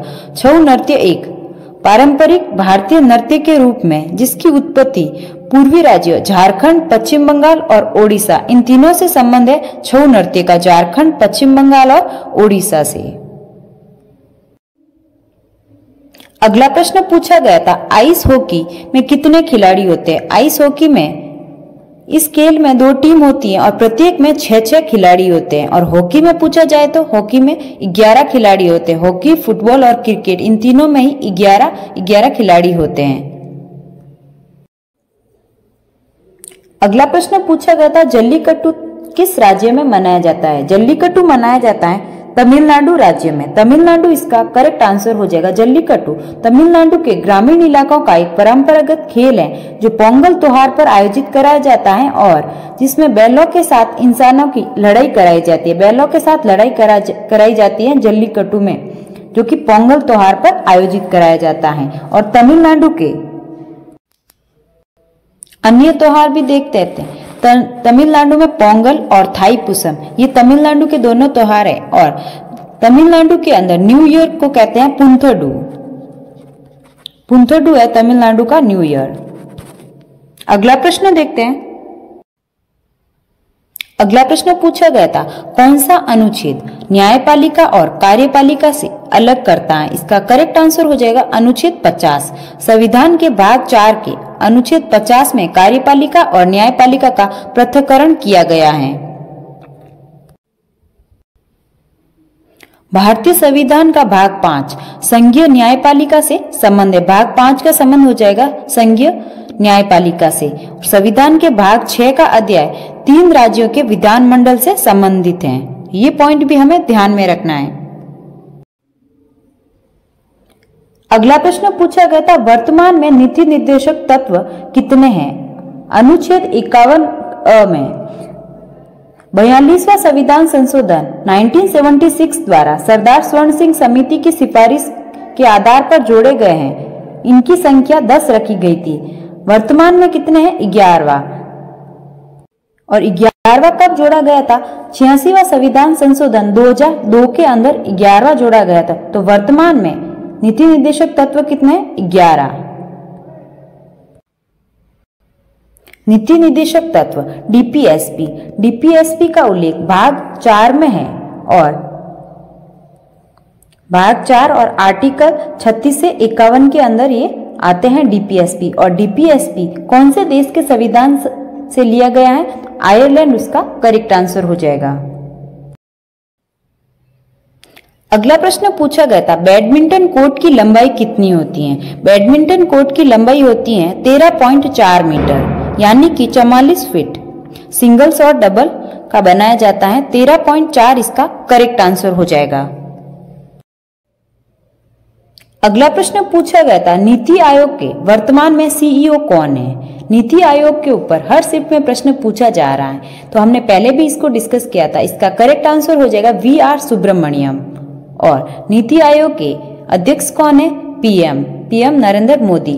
और नीति आयोग के उपाध्यक्ष कौन है? सुमन बेरी। ये फैक्ट भी हमें ध्यान में रखने हैं। अगला प्रश्न पूछा गया था, समानता के अधिकार में नहीं है। समानता का अधिकार जिसमें कानून के समक्ष समानता धर्म, वंश, जाति, लिंग या फिर जन्म स्थान के आधार पर भेदभाव का निषेध शामिल है और रोजगार के संबंध में समान अवसर शामिल है। जो भी इनके अलावा ऑप्शन में दे रखा था वो हमारा करेक्ट आंसर हो जाएगा। समानता के अधिकार में ये सभी पॉइंट शामिल है। समानता का अधिकार एक मौलिक अधिकार है जो कि भाग 3 में मौलिक अधिकार का उल्लेख किया गया है और आर्टिकल 12 से 35 तक मौलिक अधिकारों का उल्लेख है और समानता का अधिकार ये आता है आर्टिकल 14 से 18 में। यानी कि प्रश्न बन सकता है कि समानता के अधिकार कितने हैं। समानता के अधिकार कितने हो जाएंगे 14 से 18 में। अगला प्रश्न पूछा गया था खोड़िया नृत्य किस राज्य से संबंधित है। इसका संबंध हो जाएगा हरियाणा राज्य से। हरियाणा इसका करेक्ट आंसर हो जाएगा। अगला प्रश्न पूछा गया था 2011 की जनगणना के अनुसार किस धर्म के लोगों में 0.2% की कमी हुई थी। इसका करेक्ट आंसर हो जाएगा सिखों में। सिख इसका करेक्ट आंसर हो जाएगा। कुल आबादी के मुकाबले 2011 में हिंदुओं की जनसंख्या 0.7% में गिरावट आई थी और सिखों की जनसंख्या में 0.2% में कमी आई, जबकि मुसलमानों की आबादी में 0.8% बढ़ोतरी हुई थी। ये पॉइंट भी हमें ध्यान में रखना। अगला प्रश्न पूछा गया था परिवार नियोजन कार्यक्रम किस पंचवर्षीय योजना में लागू किया गया था। परिवार नियोजन कार्यक्रम ये शुरू किया गया था छठी पंचवर्षीय योजना। छठी पंचवर्षीय योजना इसका करेक्ट आंसर हो जाएगा। अगला प्रश्न पूछा गया था शुंग वंश की स्थापना किसने की थी। शुंग वंश की स्थापना की थी पुष्यमित्र शुंग ने। पुष्यमित्र शुंग इसका करेक्ट आंसर हो जाएगा। ये सभी प्रश्न पूछे गए थे आज की शिफ्ट में 24 फरवरी की सेकेंड शिफ्ट में। निम्नलिखित में से उत्तर प्रदेश का लोक नृत्य कौन सा है। उत्तर प्रदेश का लोक नृत्य के बारे में पूछा गया था, तो हम प्रमुख लोक नृत्य देख देते हैं उत्तर प्रदेश के कौन कौन से हैं। चरकुला, रासलीला, कथक, रामलीला, ख्याल, नौटंकी, दादरा और कजरी नृत्य ये सभी उत्तर प्रदेश से संबंधित हैं। तो इनमें से जो भी ऑप्शन में था उसको करेक्ट आंसर था। अगला प्रश्न देखते हैं। अगला प्रश्न पूछा गया था आर्य समाज की स्थापना किसने की थी। आर्य समाज की स्थापना की थी स्वामी दयानंद सरस्वती ने। आर्य समाज एक हिंदू सुधार आंदोलन है जिसकी स्थापना स्वामी दयानंद सरस्वती ने 1875 में बंबई में मथुरा के स्वामी विरंजानंद की प्रेरणा से की थी। कब की थी 1875 में। तो हमारा स्वामी दयानंद सरस्वती इसका करेक्ट आंसर था। अगला प्रश्न पूछा गया था 2011 की जनगणना के अनुसार भारत की साक्षरता दर कितनी है। इसका करेक्ट आंसर हो जाएगा 74.04। 74.04 इसका करेक्ट आंसर हो जाएगा। अगला प्रश्न पूछा गया था पंचायती राज संविधान के किस भाग में है। पंचायती राज संविधान के भाग 9 में है। भाग 9 इसका करेक्ट आंसर हो जाएगा। पंचायती राज से संबंधित प्रावधान लागू किए गए थे भाग 9 में। 73वां संविधान संशोधन 1992 में संविधान का एक नया भाग जोड़ा गया भाग 9। संविधान के भाग 6 में राज्य शामिल हैं। तो भाग 9 हमारा करेक्ट आंसर हो जाएगा। अगला प्रश्न पूछा गया था हाल ही में साहित्य अकादमिक पुरस्कार किसे मिला है। साहित्य अकादमिक पुरस्कार ने उपन्यास श्रेणी में हिंदी के लिए संजीव, अंग्रेजी के लिए नीलम शरण गौर और उर्दू के लिए सादिक नवाब शहर को पुरस्कार के लिए चुना गया। तो इनमें से जो भी ऑप्शन में था वो करेक्ट आंसर हो जाएगा हमारा। और अगर आप चैनल पर नए हो तो चैनल को सब्सक्राइब जरूर करें, वीडियो को कंप्लीट देखिए। अगला प्रश्न देखते हैं। अगला प्रश्न पूछा गया था 8वीं पंचवर्षीय योजना का मुख्य उद्देश्य क्या था। 8वीं पंचवर्षीय योजना का मुख्य उद्देश्य था औद्योगिक क्षेत्र का आधुनिकीकरण। 8वीं पंचवर्षीय योजना 1992 में शुरू हुई थी और 1997 तक चली थी। ये इसका कार्यकाल था और उद्देश्य था औद्योगिक क्षेत्र का आधुनिकीकरण। ये योजना तकनीकी विकास पर केंद्रित थी। तो हमारा औद्योगिक क्षेत्र और आधुनिकीकरण इसका करेक्ट आंसर हो जाएगा। अगला प्रश्न पूछा गया था ध्वनि की इकाई क्या है। ध्वनि की इकाई है डेसिबल। डेसिबल इसका करेक्ट आंसर हो जाएगा।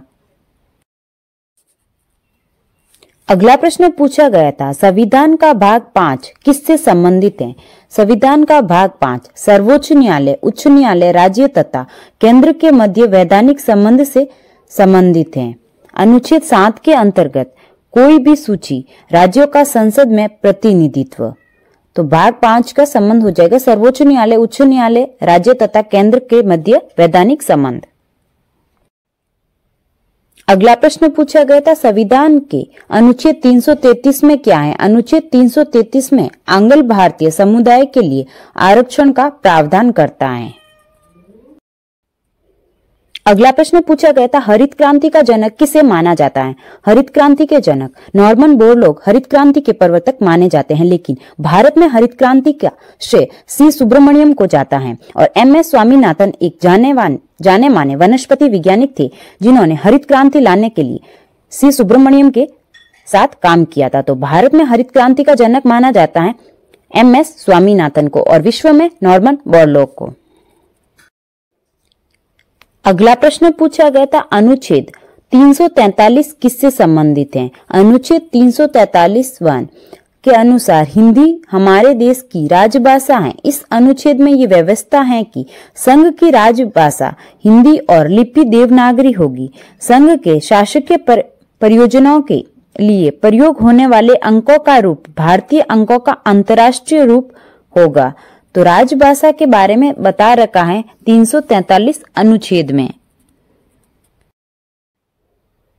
अगला प्रश्न पूछा गया था, लिएंडर पेस किस खेल से संबंधित है? लिएंडर पेस का संबंध है टेनिस से। टेनिस इसका करेक्ट आंसर हो जाएगा। पूछा गया था, हड़प्पा सभ्यता का विकास किस नदी के किनारे हुआ था? हड़प्पा सभ्यता का विकास हुआ था रावी नदी के किनारे। रावी नदी इसका करेक्ट आंसर हो जाएगा। और इसी के साथ देखते हैं, सिंधु घाटी की खोज सबसे पहले 1921 में पाकिस्तान के पश्चिम पंजाब प्रांत में स्थित हड़प्पा के आधुनिक स्थल पर हुई थी। और हड़प्पा सभ्यता की खोज किसने की थी? दयाराम साहनी ने। अगला प्रश्न पूछा गया था, साइमन कमीशन भारत कब आया था? साइमन कमीशन भारत आया था 3 फरवरी 1928 को। 1927 में मद्रास में कांग्रेस का अधिवेशन हुआ जिसमें सर्वसम्मति से साइमन कमीशन के बहिष्कार का फैसला लिया गया, जिसमें गांधी, नेहरू सभी ने इसका विरोध करने का निर्णय लिया। मुस्लिम लीग ने साइमन कमीशन का बहिष्कार का फैसला किया। इसका करेक्ट आंसर हो जाएगा 1928 में आया था साइमन कमीशन भारत। अगला प्रश्न पूछा गया था, रुक्मणी देवी अरुणडेल किसकी एक प्रसिद्ध शास्त्रीय नृत्यांगना है? इसका करेक्ट आंसर हो जाएगा भरतनाट्यम। भरतनाट्यम से संबंधित है रुक्मणी देवी अरुणडेल। भरतनाट्यम नृत्यांगना और कोरियोग्राफर रुक्मणी देवी अरुणडेल एक भारतीय थियोसोफिस्ट भी थी। अगला प्रश्न पूछा गया था, गिद्दा नृत्य किस राज्य से संबंधित है? इसका करेक्ट आंसर हो जाएगा पंजाब से संबंधित है गिद्दा नृत्य।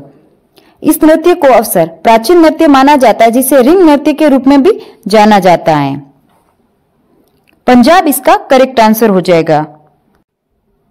अगला प्रश्न पूछा गया था, मौलिक कर्तव्य किस अनुच्छेद से संबंधित हैं? मौलिक कर्तव्य ये संबंधित हैं अनुच्छेद 51A से, और ये किसमें आता है? भाग 4 के अंदर आता है मौलिक कर्तव्य।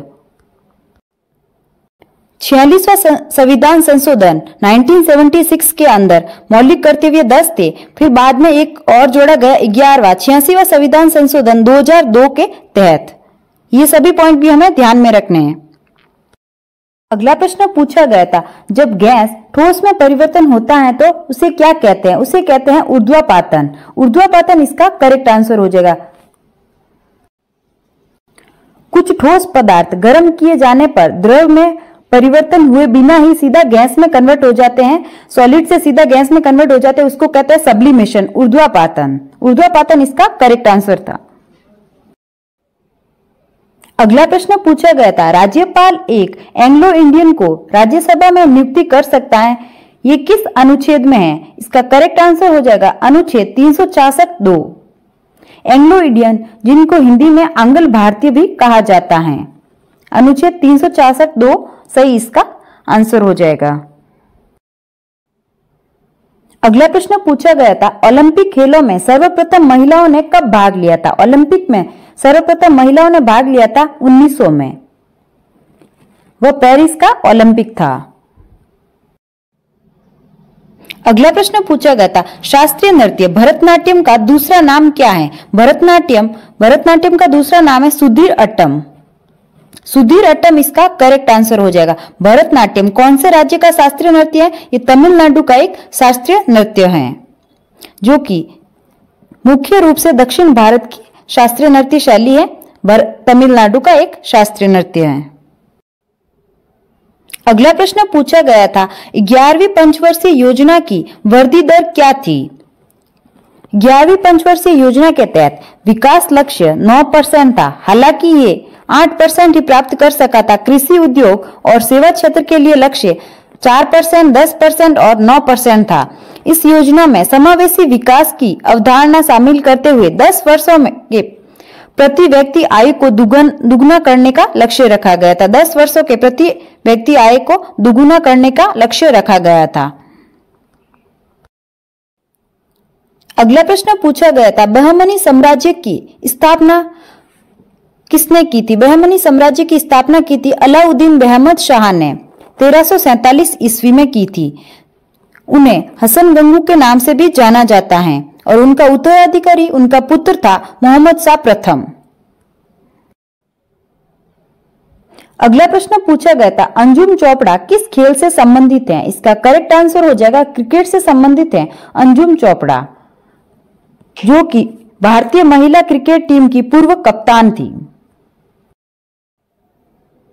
अगला प्रश्न पूछा गया था, आर्य समाज की स्थापना कहां हुई थी? आर्य समाज की स्थापना हुई थी मुंबई में। दयानंद सरस्वती ने 10 अप्रैल सन 1875 को मुंबई में आर्य समाज की स्थापना की थी। इससे पूर्व 7 सितंबर 1872 को वर्तमान बिहार प्रदेश के आरा स्थान पर आगमन पर भी यहां आर्य समाज स्थापित किया गया था। मुंबई इसका करेक्ट आंसर हो जाएगा। अगला प्रश्न पूछा गया था, कूका आंदोलन कहां हुआ था? इसका करेक्ट आंसर हो जाएगा पंजाब में। कूका विद्रोह सन 1971-72 में पंजाब के कूका लोगों द्वारा किया गया था। एक सशस्त्र विद्रोह था जो मूलतः अंग्रेजों द्वारा गायों की हत्या को बढ़ावा देने के विरोध में किया गया था। बालक सिंह तथा उनके अनुयायी गुरु राम सिंह ने इसका नेतृत्व किया था। अगला प्रश्न पूछा गया था, राधा श्रीधर किस नृत्य से संबंधित है? इसका करेक्ट आंसर हो जाएगा भरतनाट्यम से संबंधित है राधा श्रीधर। कर्नाटक के तुमकुर में 9 फरवरी 1938 को जन्म हुआ था राधा श्रीधर का और इनका संबंध है भरतनाट्यम नृत्य से। अगला प्रश्न देखते हैं, कुचिपुड़ी कौन से राज्य का नृत्य है? कुचिपुड़ी आंध्र प्रदेश का एक शास्त्रीय नृत्य है। इसी के साथ देखते हैं, कुचिपुड़ी आंध्र प्रदेश के कुशवालपुरी गांव से निकला है। आंध्र प्रदेश इसका करेक्ट आंसर हो जाएगा। अगला प्रश्न देखते हैं, नोंगक्रेम डांस फेस्टिवल किस जनजाति द्वारा किया जाता है? इसका करेक्ट आंसर हो जाएगा खासी जनजाति के द्वारा किया जाता है। खासी आदिवासी लोगों द्वारा नोंगक्रेम नृत्य किया जाता है। वह त्योहार 5 दिनों तक मनाया जाता है। अच्छी फसल की पैदावार पर भगवान सर्वशक्तिमान का इसमें धन्यवाद ज्ञापन करने के लिए ये त्योहार मनाया जाता है। और ये कहाँ का त्योहार है?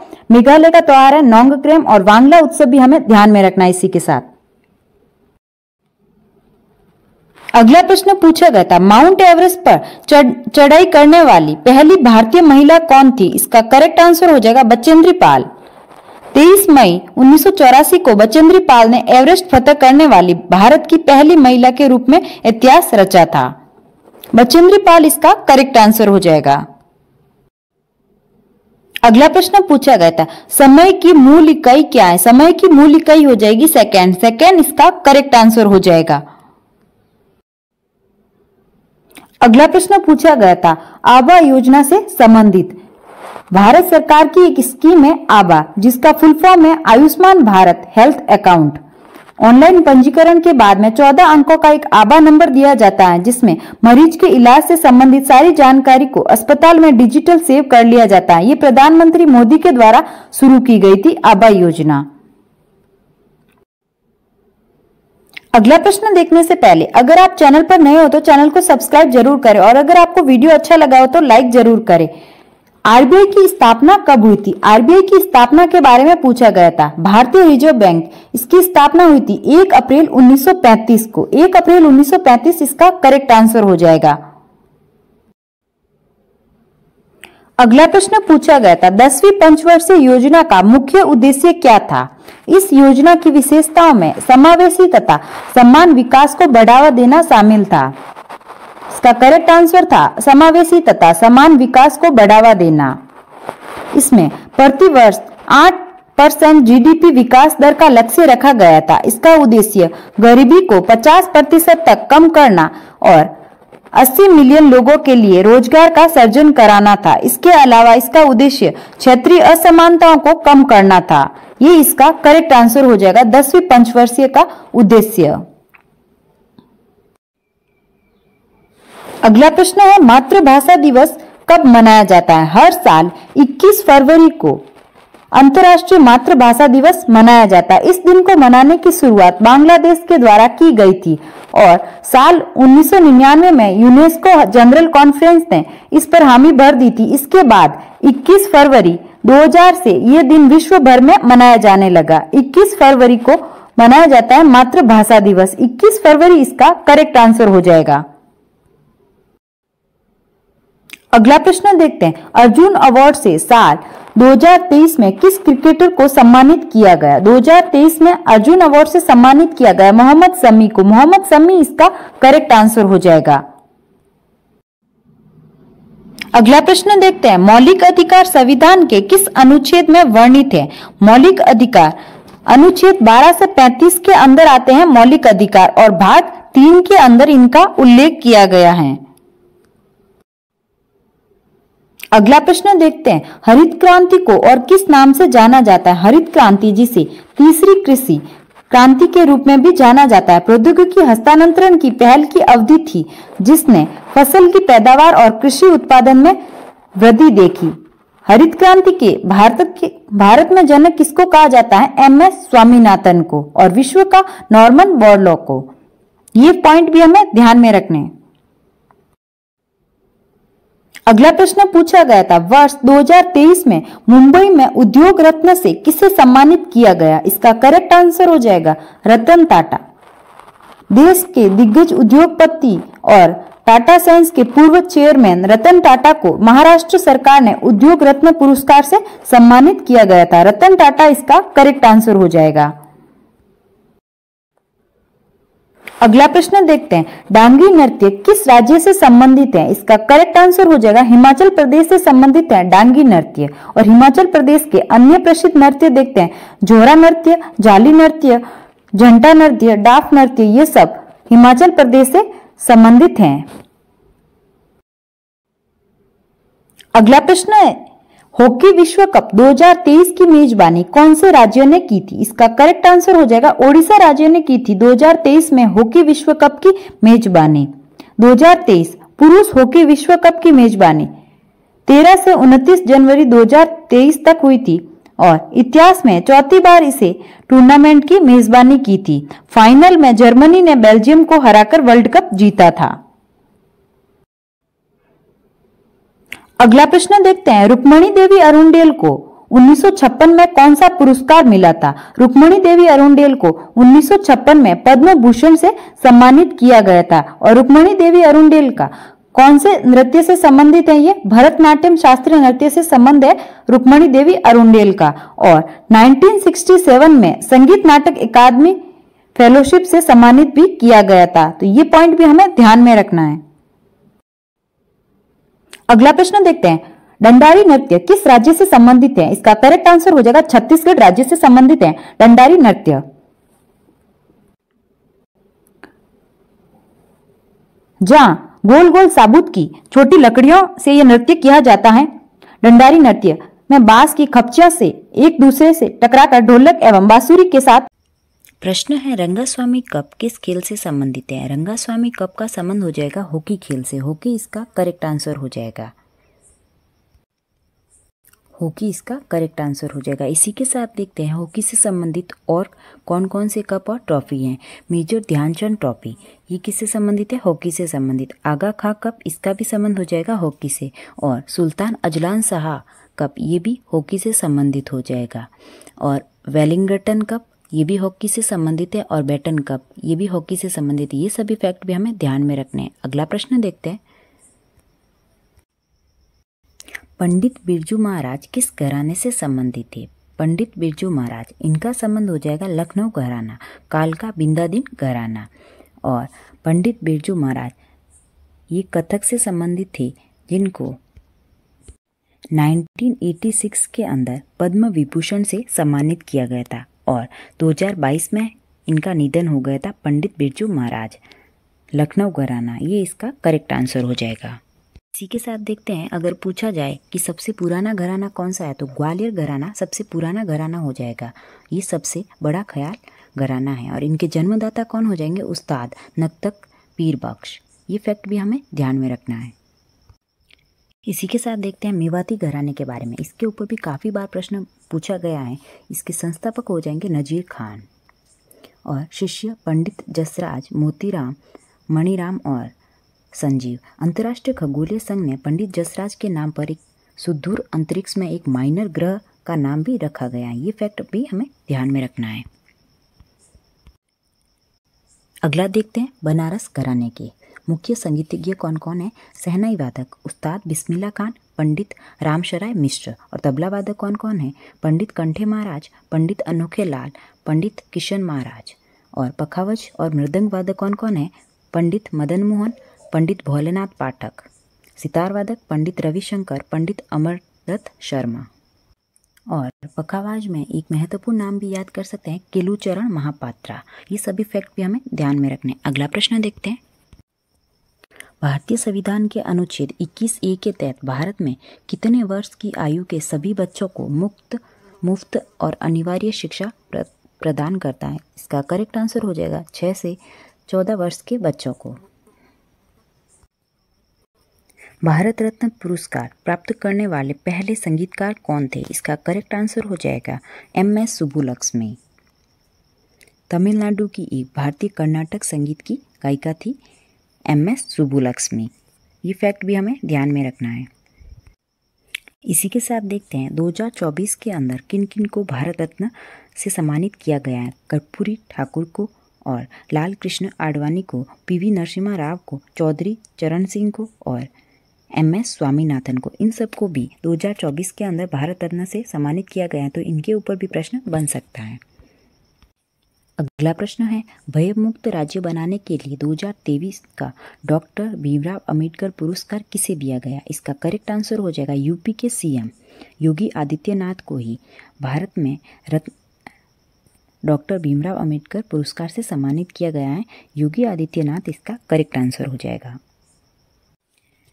अगला प्रश्न है, 2015 में योजना आयोग को किस नाम के साथ बदल दिया गया था? इसका करेक्ट आंसर हो जाएगा नीति आयोग नाम रख दिया गया था 2015 में योजना आयोग का।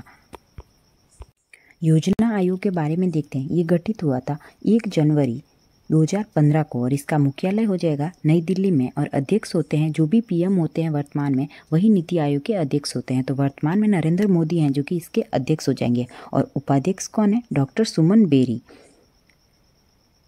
और मुख्य कार्यकारी अध्यक्ष ये हो जाएंगे BVR सुब्रमण्यम। ये सभी पॉइंट्स भी हमें ध्यान में रखने हैं। अगला प्रश्न है, भारतीय उपमहाद्वीप की सबसे पुरानी लिपि कौन सी है? इसका करेक्ट आंसर हो जाएगा ब्राह्मी लिपि। ब्राह्मी लिपि इसका करेक्ट आंसर हो जाएगा। अगला प्रश्न देखते हैं, भारतीय प्रतिस्पर्धा आयोग के वर्तमान में अध्यक्ष कौन है? इसका करेक्ट आंसर हो जाएगा अध्यक्ष हैं नवनीत कौर। नवनीत कौर इसका करेक्ट आंसर हो जाएगा। अगला प्रश्न देखते हैं, सत्यशोधक समाज के संस्थापक कौन थे? सत्यशोधक समाज के संस्थापक हो जाएंगे ज्योतिराव फुले। 24 सितंबर 1873 को महाराष्ट्र के पुणे में ज्योतिराव फुले द्वारा ही स्थापित किया गया था एक सामाजिक सुधार समाज। अगर पूछा गया होगा प्रश्न की समाज कौन सा किया था, तो सामाजिक सुधार इसका करेक्ट आंसर हो जाएगा। और सत्यशोधक समाज के संस्थापक हो जाएंगे ज्योतिराव फुले। अगला प्रश्न देखते हैं, नरेंद्र मोदी स्टेडियम कहाँ पर स्थित है? इसका करेक्ट आंसर हो जाएगा अहमदाबाद में स्थित है, गुजरात के अहमदाबाद मोटेरा स्टेडियम, गुजरात इसका करेक्ट आंसर हो जाएगा। अगला प्रश्न देखते हैं, पन्नालाल घोष का संबंध किस वाद्य यंत्र से है? इसका करेक्ट आंसर हो जाएगा बांसुरी वादक। इसी के साथ अन्य वादक और वाद्य यंत्र के बारे में देख लेते हैं। संतूर वादक कौन कौन हो जाएंगे? पंडित शिवकुमार शर्मा और भजन चौपारी। बांसुरी वादक हरिप्रसाद चौरसिया और पन्नालाल घोष, और राकेश चौरसिया का संबंध भी बांसुरी से हो जाएगा। और तबला वादक कौन कौन है? जाकिर हुसैन, अल्लाह रखा खान, पंडित किशन महाराज, पंडित ज्ञान प्रकाश घोष। सरोद वादक अलाउद्दीन खान, अली अकबर खान, अहमजद अली खान, बुद्धदेव दास गुप्ता। और शहनाई वादक बिस्मिल्लाह खान, कृष्णाराम चौधरी, अली अहमद हुसैन। सितार वादक हो जाएंगे पंडित रवि शंकर, साहिद परवेज खान, अनुष्का शंकर। और सारंगी वादक शंकुर खान, पंडित राम नारायण, रमेश मिश्रा और सुल्तान खान। ये सभी पॉइंट भी हमें ध्यान में रखने हैं। अगला प्रश्न है, भारत के संविधान को कब अपनाया गया था? भारत के संविधान को अपनाया गया था 26 नवंबर 1949 को, और लागू कब किया गया था? 26 जनवरी 1950 को लागू किया गया था। अगला प्रश्न देखते हैं, 2011 की जनगणना के अनुसार भारत में सर्वाधिक महिला साक्षरता दर वाला राज्य कौन सा है? इसका करेक्ट आंसर हो जाएगा केरल राज्य। केरल राज्य में महिला की साक्षरता दर सबसे अधिक है 2011 की जनगणना के अनुसार। पुरुषों की हो जाएगी 96.1% और महिलाओं की हो जाएगी 92.1%, और सबसे कम हो जाएगी बिहार राज्य में। पुरुषों की हो जाएगी 71.2% और महिलाओं की हो जाएगी 51.5%। इसी के साथ देखते हैं, भारत का साक्षरता दर कितना था 2011 के अनुसार? 74.04, और पुरुषों का हो जाएगा अलग से देखा जाए तो 82.14 और 65.46 हो जाएगा महिला का साक्षरता दर। और केरल राज्य में 94 और 96.11 पुरुष का हो जाएगा और महिलाओं का हो जाएगा 92.07। और लक्षद्वीप का अगर केंद्र शासित प्रदेश में पूछा जाए तो सबसे ज़्यादा हो जाएगा लक्षद्वीप का, और सेकेंड नंबर पर आ जाएगा दादर नगर हवेली। लक्षद्वीप का हो जाएगा साक्षरता दर कुल 91.85 और पुरुषों का 95.56 और महिलाओं का हो जाएगा 87.95। मिजोरम राज्य का देखा जाए तो कुल साक्षरता हो जाएगी 91.33 और पुरुषों का 93.35 और 89.27 हो जाएगी महिलाओं का। अगला प्रश्न देखते हैं, लिएंडर पेस का संबंध किस खेल से है? इसका करेक्ट आंसर हो जाएगा भारतीय टेनिस खिलाड़ी से संबंधित है लिएंडर पेस का संबंध। अगला प्रश्न पूछा गया था, वर्तमान में आंध्र प्रदेश के राज्यपाल कौन है? इसका करेक्ट आंसर हो जाएगा एस अब्दुल नजीर। 13 फरवरी 2023 को बने थे एस अब्दुल नजीर आंध्र प्रदेश के राज्यपाल। और आंध्र प्रदेश के सीएम हैं जगनमोहन रेड्डी। अगला प्रश्न देखते हैं, इनमें से कौन सा शब्द क्रिकेट खेल से संबंधित नहीं है? क्रिकेट खेल से संबंधित नहीं है, ऑप्शन में दे रखा था ईगल, इसका संबंध गोल्फ से हो जाएगा, तो ये क्रिकेट से संबंधित नहीं है। और इसी के साथ देख लेते हैं क्रिकेट में उपयोग में किए जाने वाले शब्द कौन कौन से हैं। Maiden over, follow on, rubber, catch, bowl, run out, wicket, not out, no ball, white ball, dead ball, ये सभी भी आप पॉइंट्स ध्यान में रख सकते हैं। अगला प्रश्न देखते हैं, नेहरू ट्रॉफी किस खेल से संबंधित है? नेहरू कप पूछा गया तो उसका आंसर हो जाएगा फुटबॉल से संबंधित है नेहरू कप, और नेहरू ट्रॉफी का संबंध हो जाएगा नौका दौड़ से। अगला प्रश्न देखते हैं, वर्तमान समय में भारत के दूसरे सीडीएस कौन है? इसका करेक्ट आंसर हो जाएगा लेफ्टिनेंट अनिल चौहान। और प्रथम कौन थे? प्रथम सीडीएस हो जाएंगे बिपिन रावत, जिनको 2022 के अंदर पद्म विभूषण दिया गया। तो लेफ्टिनेंट अनिल चौहान इसका करेक्ट आंसर हो जाएगा। अगला प्रश्न देखते हैं, बोनालू किस राज्य का वार्षिक त्यौहार है? बोनालू तेलंगाना का एक वार्षिक त्यौहार है। ये जुलाई अगस्त में आषाढ़ मास के महीने में मनाया जाता है, जिनमें देवी महाकाली की पूजा की जाती है और ये 1 महीने तक चलता है। अगला प्रश्न देखते हैं, इनमें से कौन सा उत्तर प्रदेश का नृत्य है। उत्तर प्रदेश के नृत्य देख देते हैं। कथक, कथक उत्तर प्रदेश का। और कथक उत्तर प्रदेश के प्रमुख लोक नृत्य कौन कौन से हो जाएंगे? चरकुला, रासलीला, रामलीला, ख्याल, नौटंकी, दादरा और कजरी नृत्य, ये सभी उत्तर प्रदेश के नृत्य हो जाएंगे। अगला प्रश्न पूछा गया था, ध्वनि का एसआई मात्रक क्या है? ध्वनि का एसआई मात्रक हो जाएगा डेसिबल। अगला प्रश्न देखते हैं, भारत के परिसीमन आयोग के अनुसार भारत के संविधान के अनुच्छेद 333 के अधीन राज्य विधानसभा के सदस्यों की अधिकतम संख्या कितनी हो सकती है? इसका करेक्ट आंसर हो जाएगा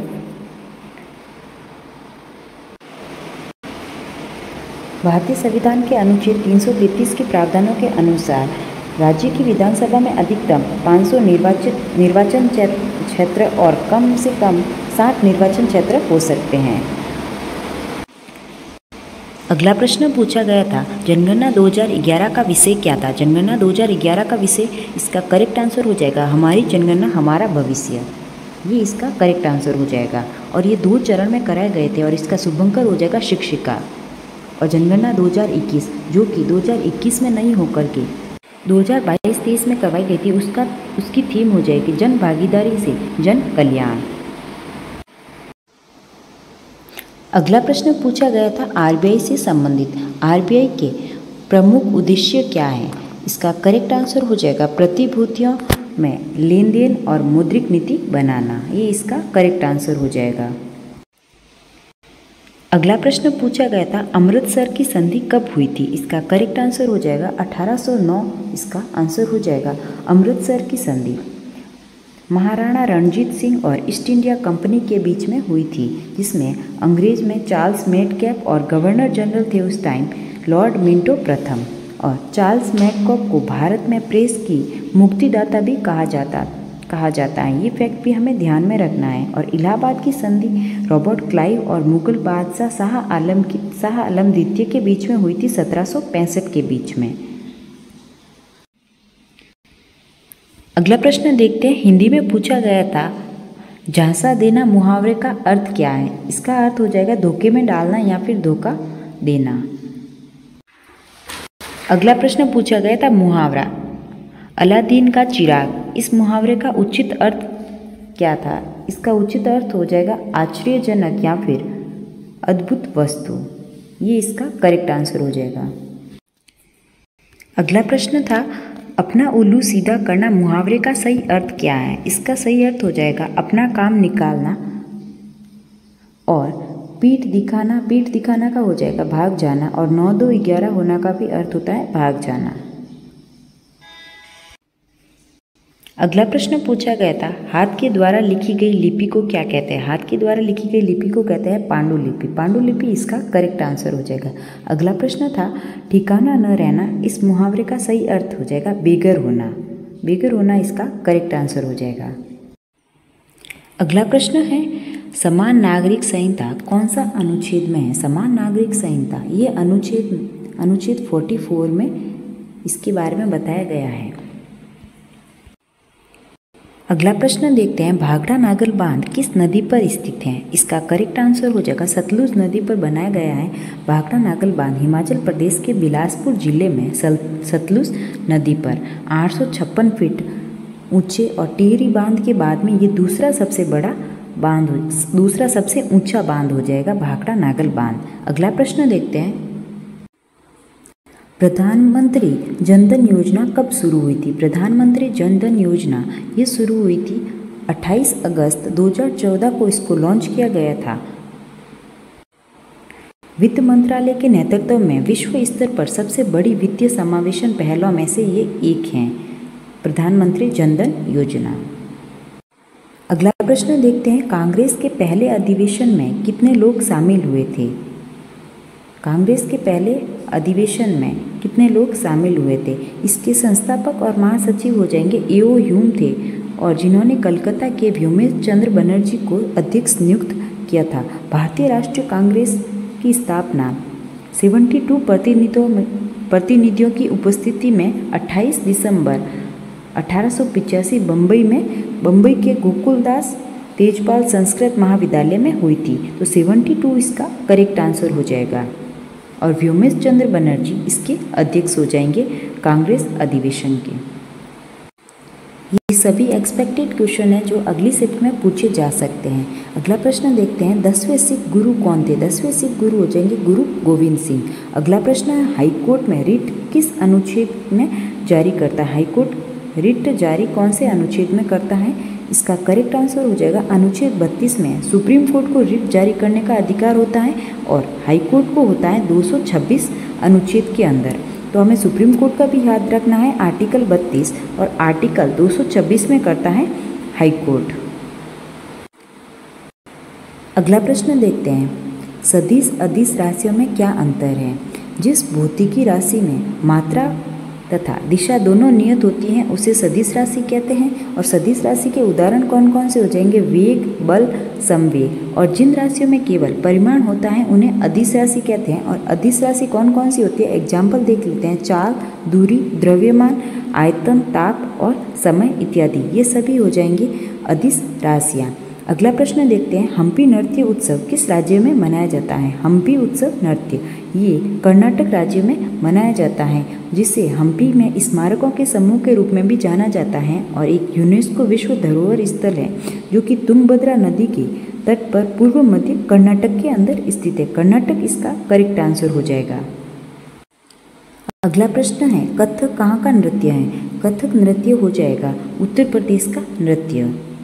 अगला प्रश्न है, विटामिन ई का केमिकल नाम क्या है? विटामिन ई का केमिकल नाम हो जाएगा टोकोफेरोल। अगला प्रश्न है, उस्ताद बिंदा खान किस वाद्य यंत्र से संबंधित हैं? इसका करेक्ट आंसर हो जाएगा सारंगी वादक हैं ये उस्ताद बिंदा खान।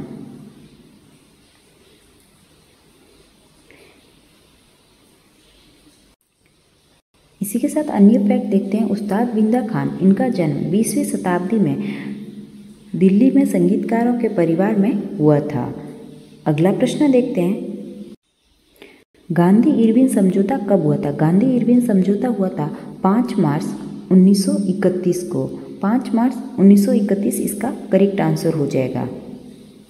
सविनय अवज्ञा आंदोलन को स्थगित करने तथा कांग्रेस द्वारा द्वितीय गोलमेज सम्मेलन में भाग लेने के आश्वासन तत्कालीन वायसराय लॉर्ड इरविन को दिया गया था।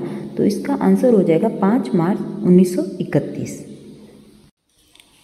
अगला प्रश्न पूछा गया था, ये सभी थर्ड शिफ्ट के प्रश्न है, भारत कितने देशों के साथ समुद्री सीमा साझा करता है? भारत 7 देशों के साथ अपनी समुद्री सीमा साझा करता है। कौन कौन से 7 देश हो जाएंगे? पाकिस्तान, मालदीव, श्रीलंका, बांग्लादेश, म्यांमार, थाईलैंड और इंडोनेशिया, ये सभी देश हो जाएंगे जिनके साथ समुद्री सीमा साझा करता है भारत। अगला प्रश्न है, कौन सा अनुच्छेद न्यायालय में परिवर्तनीय नहीं है? मूल अधिकारों को न्यायालय द्वारा लागू कराया जा सकता है और अनुच्छेद 32 है, इसके तहत सर्वोच्च न्यायालय एवं अनुच्छेद 226 के तहत उच्च न्यायालय के संदर्भ में रिट जारी कर सकते हैं। मूल कर्तव्य, नीति निर्देशक तत्व और प्रस्तावना न्यायालय द्वारा परिवर्तनीय नहीं है। अगला प्रश्न पूछा गया था, किस पंचवर्षीय योजना में पहली आईआईटी का गठन किया गया था? इसका करेक्ट आंसर हो जाएगा पहली पंचवर्षीय योजना। पहली पंचवर्षीय योजना का कार्यकाल क्या हो जाएगा? 1951 से 1956 तक। और ये कौन से मॉडल पर आधारित थी? हेरेन-डोमर मॉडल के ऊपर आधारित थी। पहला भारतीय जो आईआईटी था वो 1951 में खड़गपुर में स्थापित करवाया गया था। अगला प्रश्न देखते हैं, हरित क्रांति में किस अनाज का उत्पादन सबसे अधिक हुआ था? हरित क्रांति में सबसे ज़्यादा उत्पादन हुआ था गेहूं का। गेहूं इसका करेक्ट आंसर हो जाएगा। अगला प्रश्न देखते हैं, मैसूर दशहरा किस राज्य में मनाया जाता है? मैसूर दशहरा मनाया जाता है कर्नाटक राज्य में। यह एक 10 दिवसीय त्यौहार है जो कि कर्नाटक राज्य में मनाया जाता है।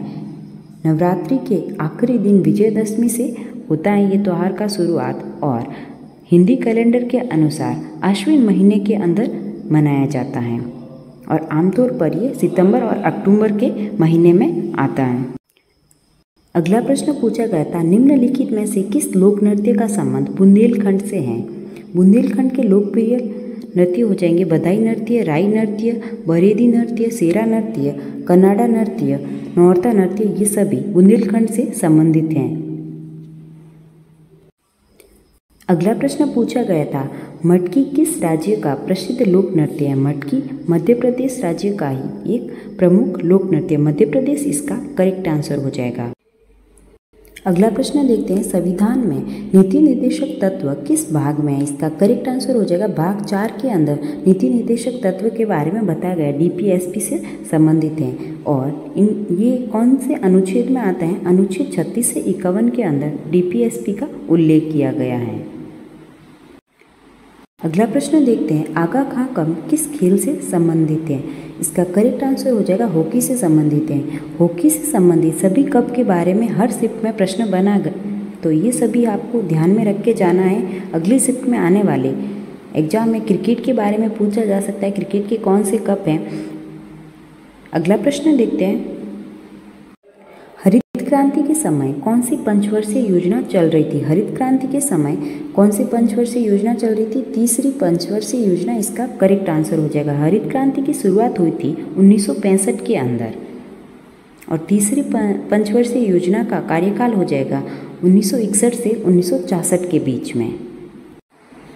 अगला प्रश्न देखते हैं, 11वीं पंचवर्षीय योजना का मुख्य उद्देश्य क्या था? 11वीं पंचवर्षीय योजना के तहत विकास लक्ष्य 9% रखा गया था, लेकिन 8% ही प्राप्त कर सके थे। कृषि, उद्योग और सेवा क्षेत्र में लक्ष्य 4%, 10% और 9% था। इस योजना में समावेशी विकास की अवधारणा को शामिल